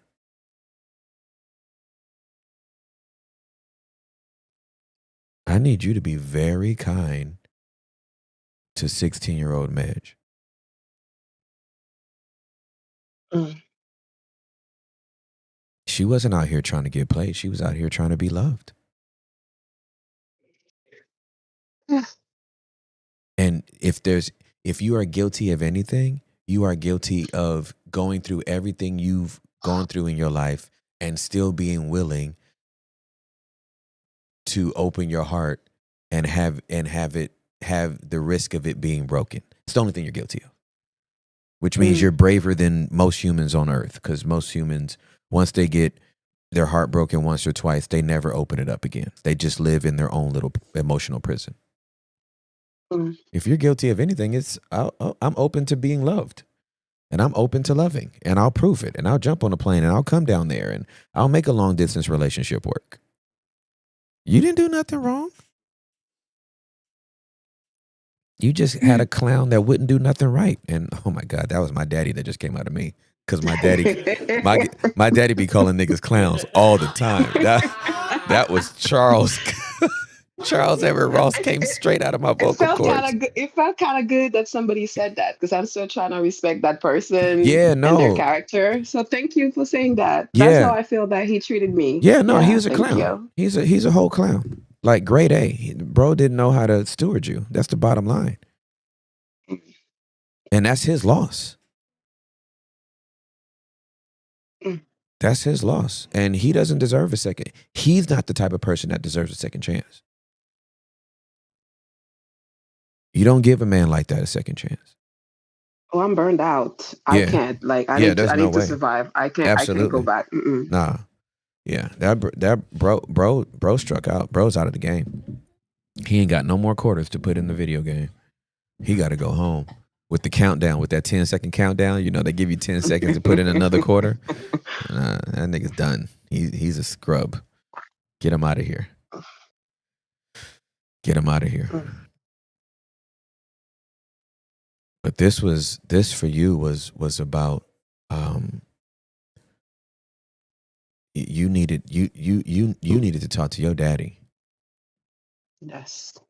That has been a long time coming for you to get that out, and you probably need to role play that out with your mom too. Oof. You know what I mean? Because there's levels to it, and there's nuances, and for daddy it's one thing, and for mommy it's another. You know, how could you let him? How did you sign off on this? Like, you know what I'm saying? Like, what are you talking about? You know what I'm saying? You know, so there might be some more work to dig around in there, but wow. First of all, just thank you you have been the bravest person to not only jump on this call and do that, but to jump into that role play and to give yourself permission to feel it all. I'm so glad you got your doggy with you. He's looking at me like I'm crazy because I'm. I know that dog is like, tell me what do I need to do? Do I need to lick your face? Do I need to lick your fingers? Do I need to lick your toes? What are we doing now? The dog is an emotional support dog. Of I course. paid for the dog and everything. You give more emotional support than that damn dog. You know what I mean? Only thing the dog can do is bark. Dog is trying to bark his way into your healing. Like, yeah. Oh, thank you, Tim. Oh my God, I feel free. You sound so much lighter. Liberated. You sound so much lighter. Guilty. Yeah. I sound free. Yeah. Thank you. Yeah. You are a victor. You are victorious. I'm so proud of you. That's all I got. I'm just so proud of you. Thank you. Yeah. Thank you so much. Thank you, everybody, for listening in and allowing me to share. I just hope that helps another woman, you know? For sure. Like, you're not crazy. No. You're not crazy. Your senses are right. Yep. You're not making it up. That's right. That's right. That is right. I love you, Madge. I love you too. Thank you, everybody. Okay. Thank you to the team. Love Keep you, doing sis. what you're doing. And I'm listening all the way to Montreal every day. We appreciate you. Okay. We appreciate you. We love you, girl. Have a great day. You too. Okay. Bye-bye. Bye. Yeah, check in. Yeah, a little quick check-in. Check-in. Madge, there's so many people that are loving on you that you have freed as well, and the Discord is just waiting to just love on you. YouTube chat as well. We love you guys. And if you need a regulation check, like, check in with yourself. A lot of people were like, I need to cut this off and maybe come back. And I'm proud of y'all for having the self-awareness to know that you probably needed to circle back. And we love y'all. We love you so much. And Derek, I did see that they made you emotional. Would you be opposed to sharing a little bit of your experience? Not at all. It made me emotional on two parts. One, as a father. Yeah. I want my daughters to feel my presence in the right way. I'm so blessed to be here to be able to do my work. So I feel it as a father. I also feel it from an abandonment perspective from my father, who I never knew. Also from my mother, who did the best that she could. And again, like, I put that disclaimer just like how she did, and that's what I felt. Like, I needed to put a disclaimer out before I even expressed like what I'm processing. But I also was abandoned as well. And it was because she was a single mother trying to raise two sons. And I suffered too. I suffered. I suffered. So that was that. But man, I'm telling you, you've helped so many people, including myself. So thank you. You're a great daddy, bro. Yeah, Thank you, bro. Love you so much. Thank you. Man. You are a great daddy. Thank you. Woo, man. Only you get glory. Yes, Lord. Only you get glory. Oh man, dude. All right. This is what we do on Wide Open. Yo, part of me too. I just gotta share this because like I be praying before I.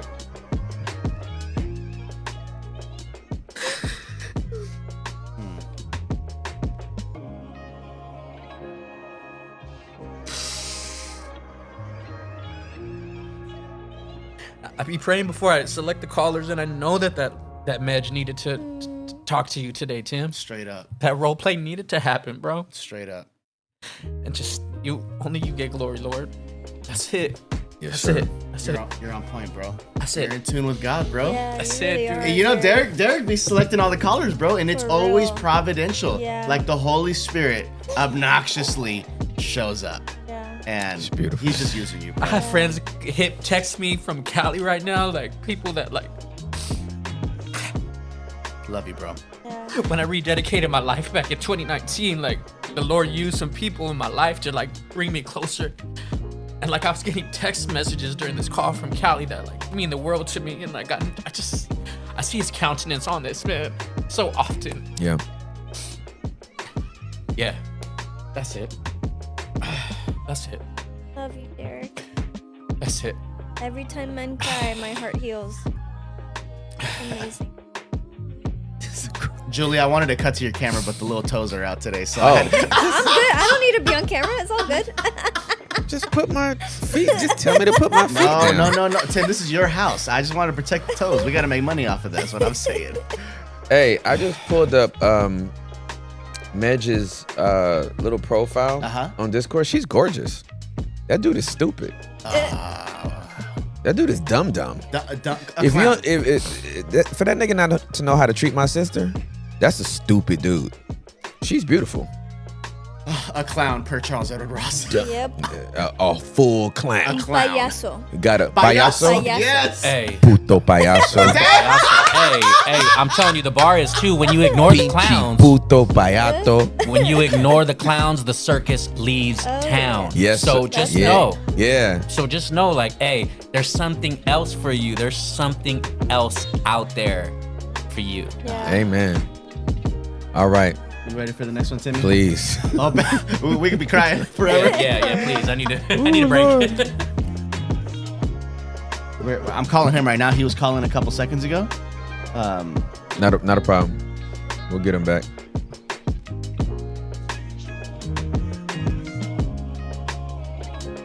I love technology. Shout out technology. Amen. My brother, please introduce yourself to the show. You are on with Tim Ross. I'm Obed. Hey, Uganda. Obed, how you doing? I'm okay. I'm so happy to see you. Jesus Christ. I'm happy to see you too, man. It's good to see you. What's going on? Nothing much. I'm so excited. Jesus Christ. It's okay. Take I your want time. to first tell Derek that I love him so much. When he said that he prays before calling in guys, or telling them to call in, that was they brought a lot of feelings to me because I was just in that spirit. By the time I saw that message, I was in that spirit, and then when he said that, it made me feel like, okay, God has ordained this moment to happen today, to be that day that this happened. So Absolutely. I just want to tell him that I love him so much. That's awesome. That's awesome. Thank you. So I have two questions. Okay. And, I want to give you the questions. Then I also want to appreciate you. Thank you. So my question, the first question is that I came on that show, like I started listening to you. Okay. And I also listened to Mike Todd. I also listened to TD Jakes and Pastor Mitchell and Jerry Flowers. Mm-hmm. So I listened to TD Jakes, and he said someone asked I I think it was a Wednesday Bible class 2 years ago. It was a second chance to a blessing. Mhm. And he asked someone, they were asking questions, they're doing interactions. And in that interaction, asked a lady, make a list of people that pour into you, the people you pour into. Mhm. So I've had a privilege to be one of the people that pour into my life, especially when it comes to being vulnerable. So you're creating ambassadors. If you can't get this side, you're creating ambassadors like me. Yes, sir. So where I come from, if I give you a context to that, because when I check my list of people who pour into me, it's a list is long, and the people I pour into, the list is like I didn't have any apart from our friend. Like we just talk about some stuff, but the list is not. I don't have a list actually. Okay. And then I started asking myself, like my environment, the people that I'm in, like when we talk about vulnerability, they can't articulate it or even understand, comprehend the whole thing of vulnerability. Like it's so strange to them. We talk about therapy. They've heard about that therapy maybe from TikTok, but haven't. They don't do that. Like I don't. I barely see people who do that work here. So I feel like when I bring these conversations up, they won't have an understanding of this conversation, and they won't appreciate it because even the community, like we have issues with spreading the gospel, like right? And it's being hard, then adding on top of vulnerability that doesn't have a lot of like it doesn't have a lot of information when it comes in the Bible. Like you can't bring out a lot of that vulnerability is talked about. So I feel like so when you come with it, even want to start a conversation about self-awareness for ability, it gets hard. That's asking a question. How to start this kind of a how do you spark this conversation society that is ready to embrace such conversation? I've heard of it, but they're not the African society, especially where I come from. The upbringing is different. Like a lot of blocks that block everything when it comes to faith, when it comes to integrity. When we talk about women, some of us more than two women here. If it's okay for someone to have four women, like even cheating is being normalized. So when conversations, it gets hard. So my question is, I want to pour out, or I want to give them something they've not heard of, but how do I start that? And that I want to start dating, but again, it goes back to the people that they don't understand. Um, when you talk about do you have core values, someone won't understand that. Principles, they won't understand that. Talk about priorities, they won't understand that. Talk about self, they won't understand that. When you talk about you done your work, therapy, are you doing work like things exist in this community, and literacy and misinformation and low education, like education system, this side is not it's not that good. It's hard to find someone who understands those things that I've listed. So how do I date in this environment?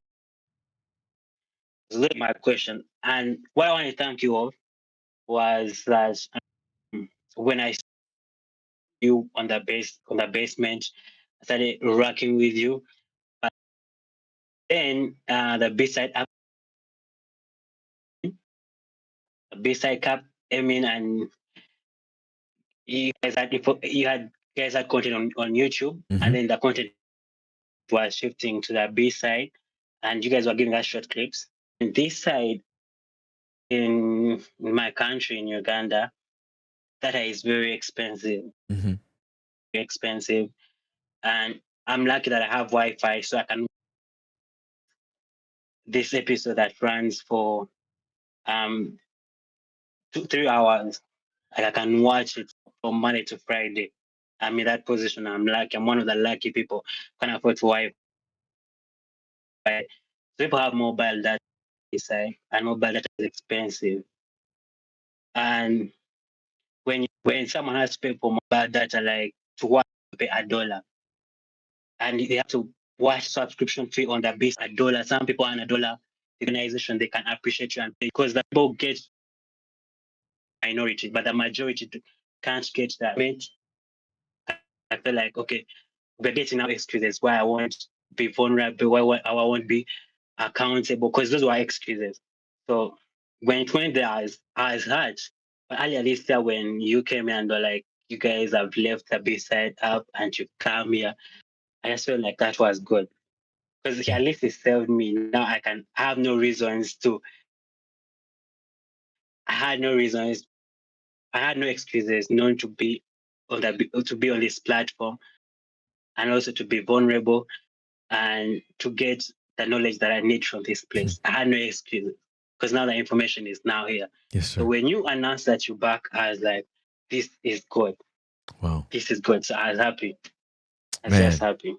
Oh man, So that's it. And I appreciate you, what you do. You, Derek, Hector. thank you. Thank you, man. Thank you. That's so encouraging. I really appreciate it. We're so happy. We are very happy to be back on YouTube, on our Spotify, on our iTunes. And so I'm so grateful, like you even giving me a context to that connection to you on the other side of the world. I'm so grateful that you get to have the content daily now. So thank you for the encouragement. Okay, so let's talk about vulnerability. And give me the country you're in. Uganda. Uganda. Okay, so Yeah. to start being a vulnerable person in a country that doesn't have a culture of vulnerability takes bravery, right? It takes the boldness of the Holy Spirit. And Obed, you simply do it one person at a time. Remember, we don't want to be men and women that talk about vulnerability. We want to be men and women that live it out. And the best way to start getting other people to become vulnerable is just by being vulnerable yourself. Vulnerability breeds vulnerability. Now, some people are not going to be able to handle it. They're going to be like, "Oh my God, why would you say something like that? Why would you ever talk about something like that?" But there's always going to be at least one other person. And then the two of you can go get two more, and then it'll be four. And then the four of you go get four more, and it'll be eight. And then the eight of you, and it may not look big, like a big progression in the beginning, but 5 years from now, you start this lifestyle of vulnerability now, 5 years from now, wow, it's going to be spectacular. So my encouragement is just be the man that becomes known as, oh, Obed, he's that vulnerability guy. If don't ask Obed how his day is, because he's going to actually tell you. Don't ask Obed how he feels, because he's going to actually tell you, right? And so that's my encouragement on that front. When it comes to dating, if you become this guy in Uganda, you are going to make a Ugandan woman the happiest woman on planet Earth. She is going to think she won the lottery with you. And she's going to believe she won the lottery with you because Name another Ugandan man who lives his life in vulnerability.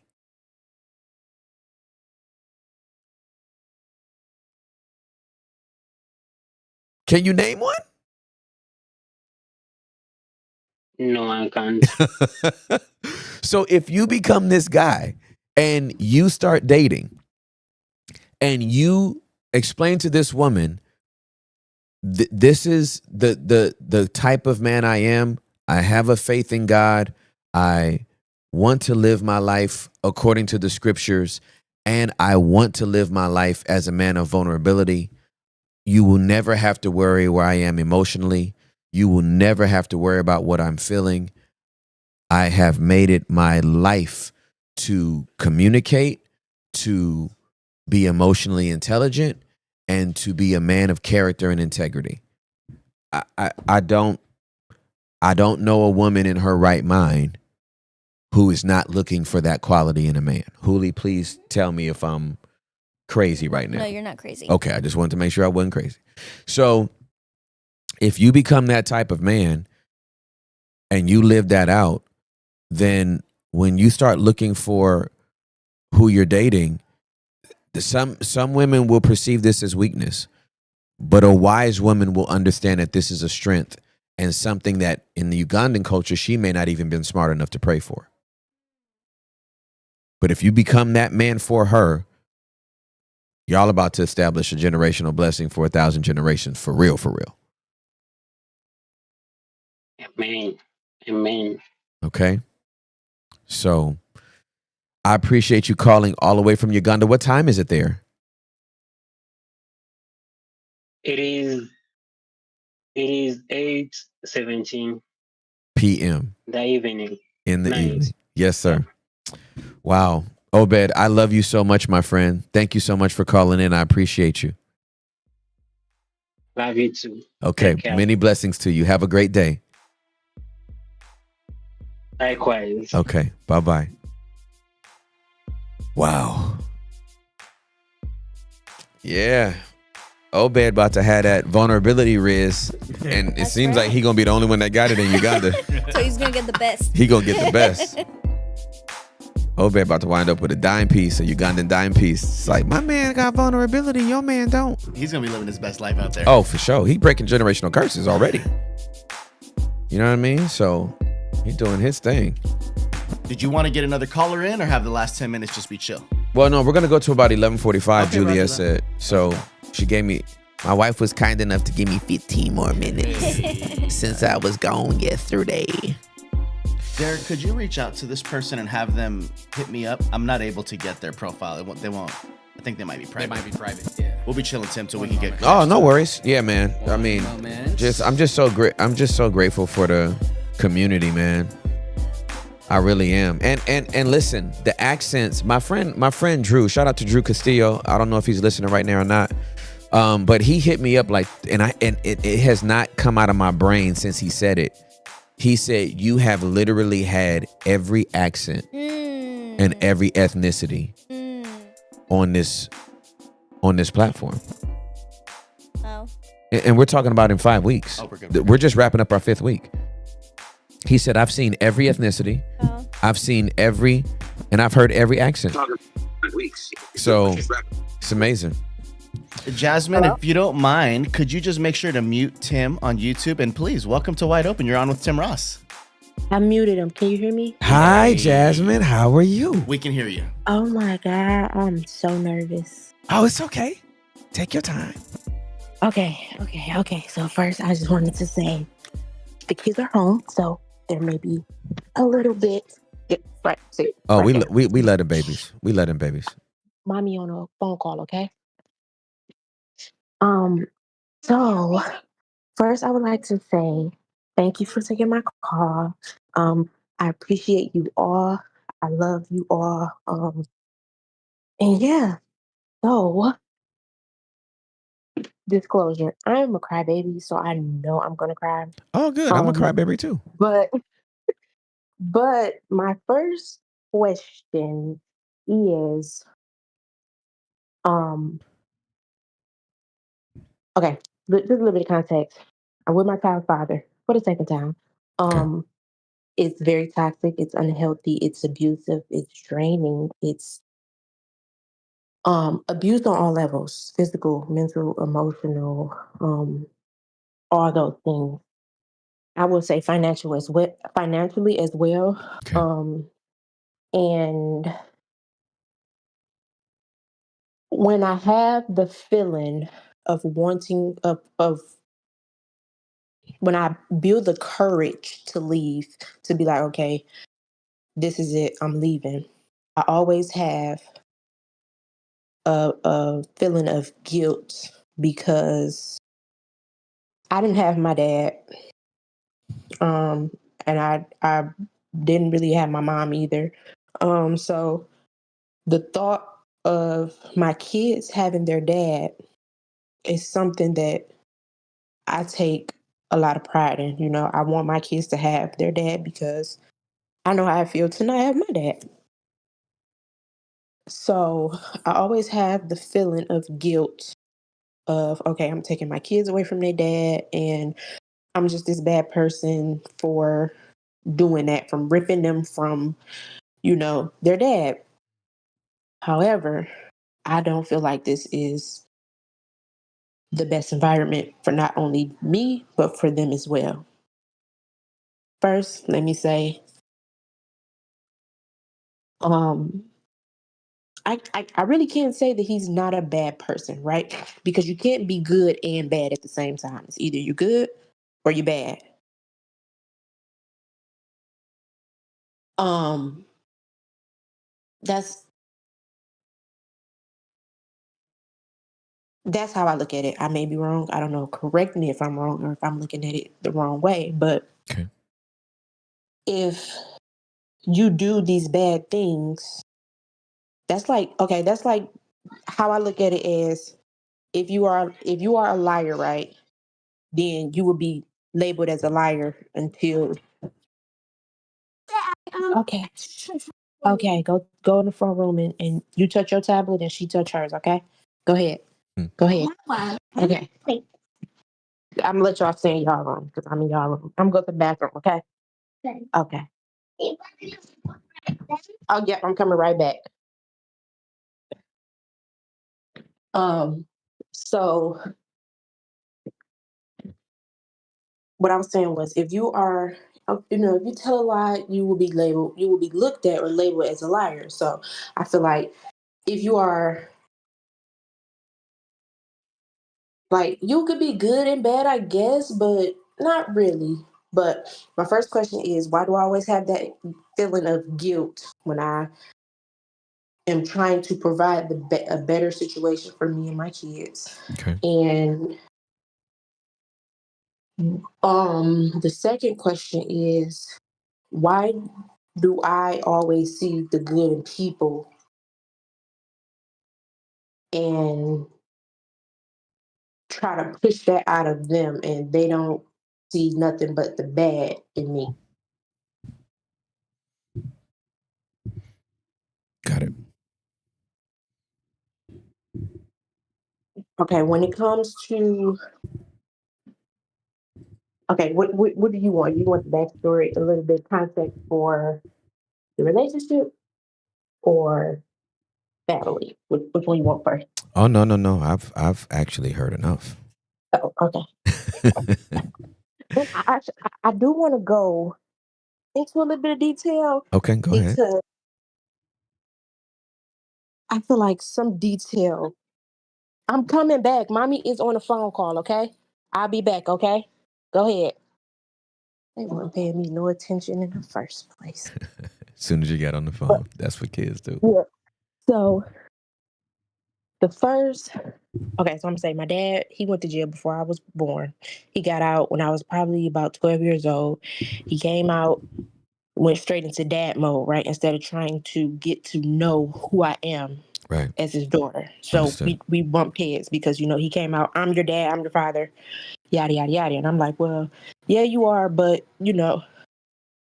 get to know who I am in Right. this 12 years of my life. Right, for sure. Then my mom, she is four of us, so she did the best she could with what she had. She was a single mom. And it just wasn't, we had a roof over our head. She fed us Monday through Thursday. We got to school by bus. Me and my two younger siblings. And we had what we needed. We had the essentials. And there just wasn't any nurturing. And stuff like that. Here, you're gonna have to wait, German, baby. You're gonna have to wait, mama. So that's where that came from. So there's a lot of abandonment. I always felt like I was alone by myself and I had to figure everything out, by myself. Mm-hmm. Now, okay, go to the front. Now, when I got with their dad, I was about 23 years old, just learning life on my own. I never had the instilled in me, the life rules, the basics, even the experiments. I had to learn everything on my own. Mm-hmm. So, got with him, it was abusive. Mentally, physically, emotionally. I was able to build the courage up and leave. I left with what me and my kids had on our backs. So I left a complete house there. Mm-hmm. We were separated for about 18 months, and I believe people change because I changed. So, I'm like, well, if I can change, then I also believe that other people can change. He talked a good game, not gonna lie. Got me back. However, he moved me from the state we was living in to the new state. Now I'm here. It's the same thing. I'm, I feel lonely. I feel alone. I don't have nobody. It's just me and my kids. I don't, have nobody around, no friends, no nothing. I feel like the only person that I do have here treats me like nothing. Is so mean to me. And I'm not saying I'm just this perfect person. I'm not. There's a lot of things that I have within myself, which is pride, and anger. I don't have a lot of patience. I can just pop off. I'm just not. I'm not the same, right? I'm not I'm not this angel. But I've got told I wish you was dead. I've been told I hate you, and I mean it. I've been spit in my face while I was holding our child. And I am also now with child. And I just don't know what to do. Okay. What do you need from me today?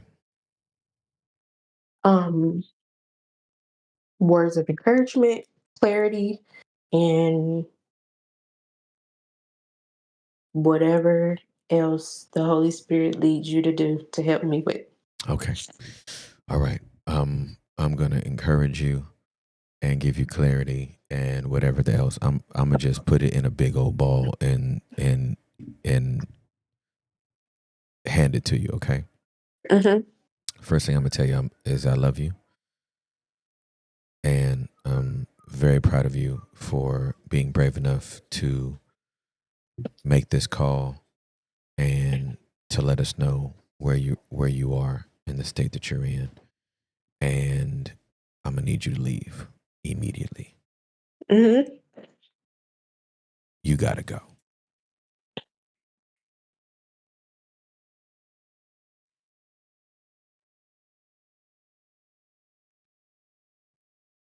I know. Okay. And it's easier said than done. It absolutely is. It's like It absolutely fighting with the enemy. I know you can win, but I don't even know how to explain it. When I build the courage up and say I'm leaving, he will be like, "Oh, you're not taking my kids," and I understand that. I don't believe my kids deserve to stay with somebody that's like him. I understand. How far are you away from your family? How far did I y'all am move? 10 hours away. 10 hours. Yes, I'm in South Carolina, Okay. And the family is where? Michigan. Okay, in Michigan. Okay. So, what is the most feasible way to get back to where family is? Do you have a support system that if you came back, you would have a place to stay? Um, I'm sure there will be. Um, I'm sure there is. It's just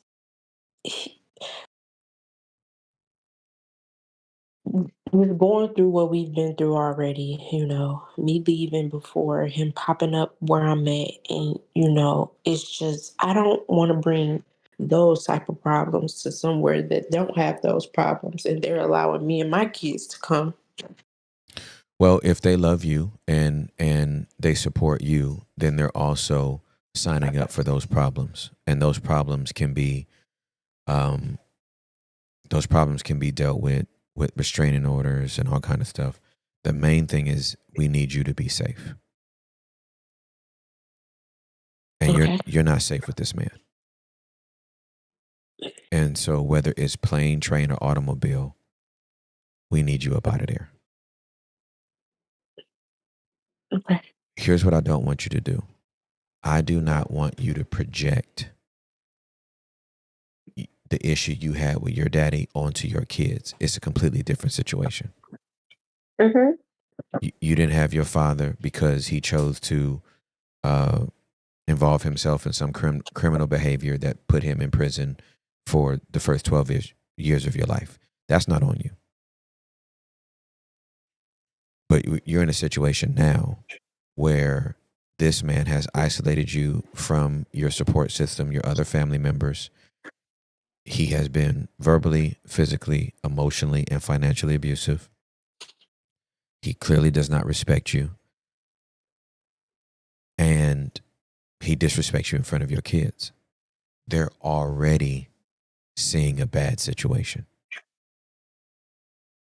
Them being removed is about safety and about stability. He has disqualified himself from being the father of the year. He's disqualified himself from being husband of the year. The anger that you're holding and your patience being short, that's a result. I'm not saying you're perfect. This is a result of this man's behavior.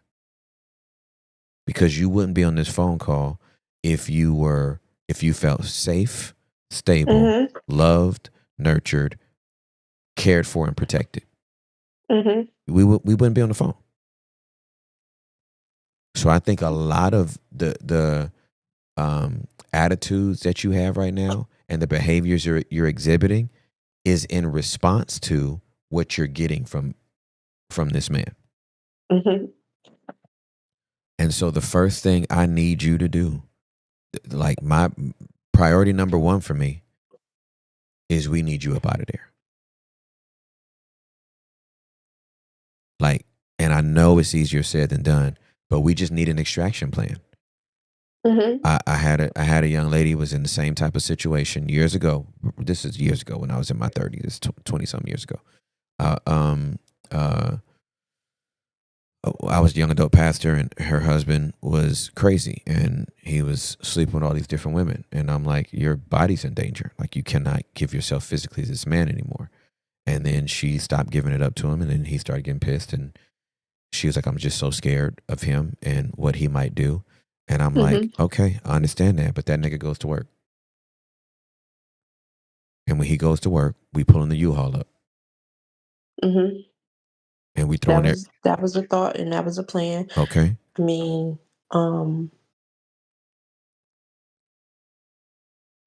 I thought about movers as well to help, because it's just me and 3 girls, and the oldest is 12 and the youngest is 3. And I mean, does he work?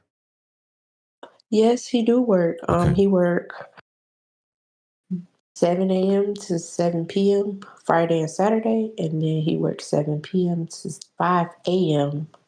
Sunday and Monday. Okay, so I would take one of them 12-hour days, and if he leaves at 7, I'd have the movers there at 9. Mm-hmm. They can be done depending on. I don't know how much you got to take. It's not like even. It's not a lot, Okay. really. 3 beds, 4 TVs, 3 dressers. Yep. It's not like a whole entire house where it's couches and For sure. all that type of stuff. So we could probably get some movers to do this for a couple of $100, and then it's just who driving to Michigan. I will. I drove here. Sissy, I need you to dip. And you have massive support. You are not in this by yourself. And if when this man comes home, and you halfway home, you halfway to Michigan. If he want to see somebody, he gonna have to meet you in Michigan, because you took him back. So let me deal with this part before we wrap up. You believe the best in people. You have changed. We believe other people can change. I have changed. I believe other people can change, but they got to show me first. Yeah. I don't. They don't get to practice on my watch. Change and then come back. But I'm not staying with you through the change, because some people's change is ugly. Yeah. You seen the people that turn into the werewolf. That change after you finish Teen Wolf. After you finish the change, you look all right, but during the change, you nasty. I don't like it. I don't like seeing your bicuspids extend and all this hair coming out of you and your claws coming out. Holla back when you've already morphed.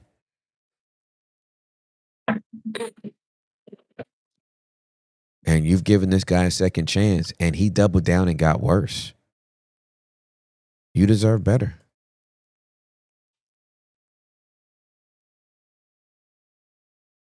And this beautiful baby that's grown on the inside of you, I don't need cortisol constantly being washed over this baby as it's developing on the inside of you, because bro is stressing you out all the time and got you anxious and sad and nervous and depressed. So it's not even good for the baby that you're carrying.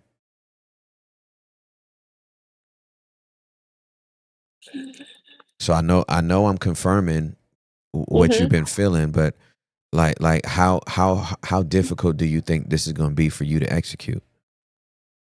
Do you have everything you need to do this, or what's popping?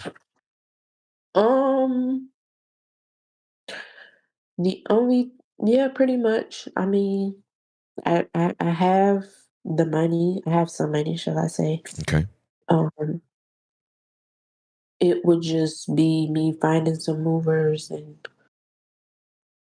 doing that. And I'm honestly, he got me into some stuff with a U-Haul, and I don't know if I can get a U-Haul. Okay.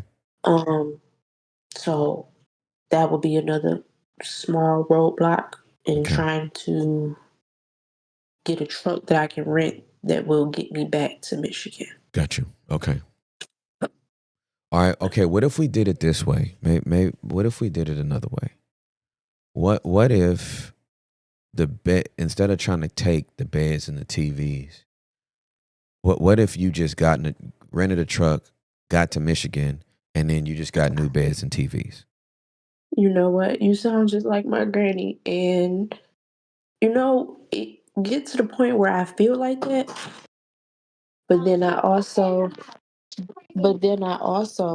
feel like the first time I left everything, and I was able to build me and my kids back up, build us back, get us the things we need. And it's like, okay, now I got to do this all over again. And I don't think that that's fair for me to have to spend all the money and time and effort and all that I did building us back up, and then having to leave everything again. I understand. I understand that reset stings. I understand that reset hurts. And sometimes it's a bitter pill that we have to face. Right? That, man, I gave this joker a second chance. He did this to me again. Hopefully that bitterness tastes so bad, there won't be a third time. It will not be a third time. You feel me? Like, fool me once, shame on you. Fool me twice, shame on me. Shame on me, but it won't be a third time. There won't be a third time. This nigga does not get a third pitch. He has 2 technical fouls. He's out of the game forever. If he wants to see his kids, he can find you during visitation hours in Michigan.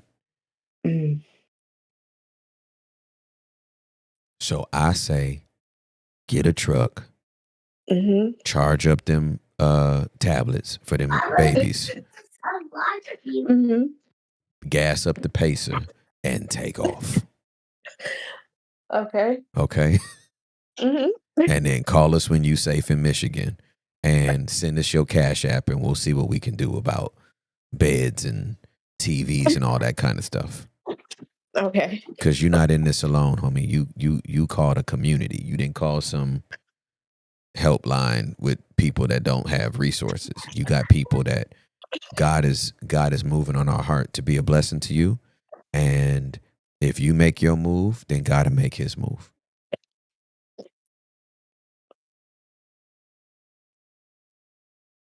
How's that sound? It sounds like a plan. Okay. Okay. Well, I love you. I love you. Okay. What are you feeling? What are you feeling right now?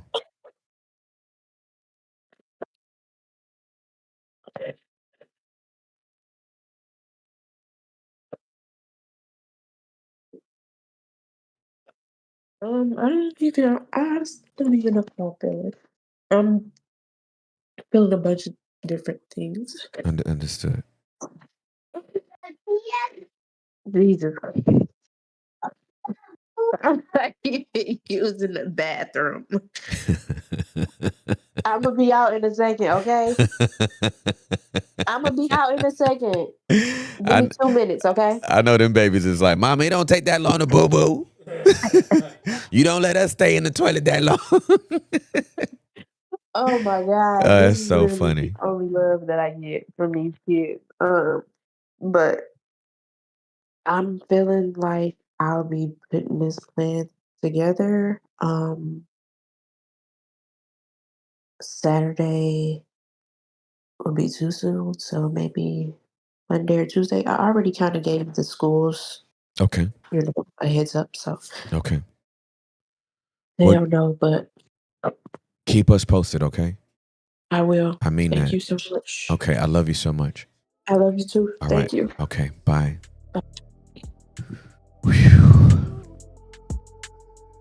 Wow.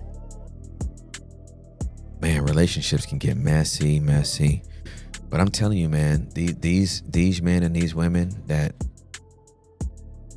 try to just doodle on the relationships, they don't think they can get left. I will leave you. That part. Ooh. Long live Juliet. Obviously, Juliet and I are tight. I wish Juliet would try some foolishness. I wish she would spit on me in front of my kids. I got a 16-year-old and a 14-year-old. Let Juliet spit on me. And then tell me she hate me and she really mean it. I'll have her replacement so fast. I mean that thing. Ain't no pettiness to that. You ain't gonna treat me like this. Yeah, you know your worth. I know my worth. Child, please. There'll be a line. And I'll have Hector video it. Amen. Oh. There'll be a whole damn line Amen. of females lined up like, oh, Juliet, you messed that up? Thank you.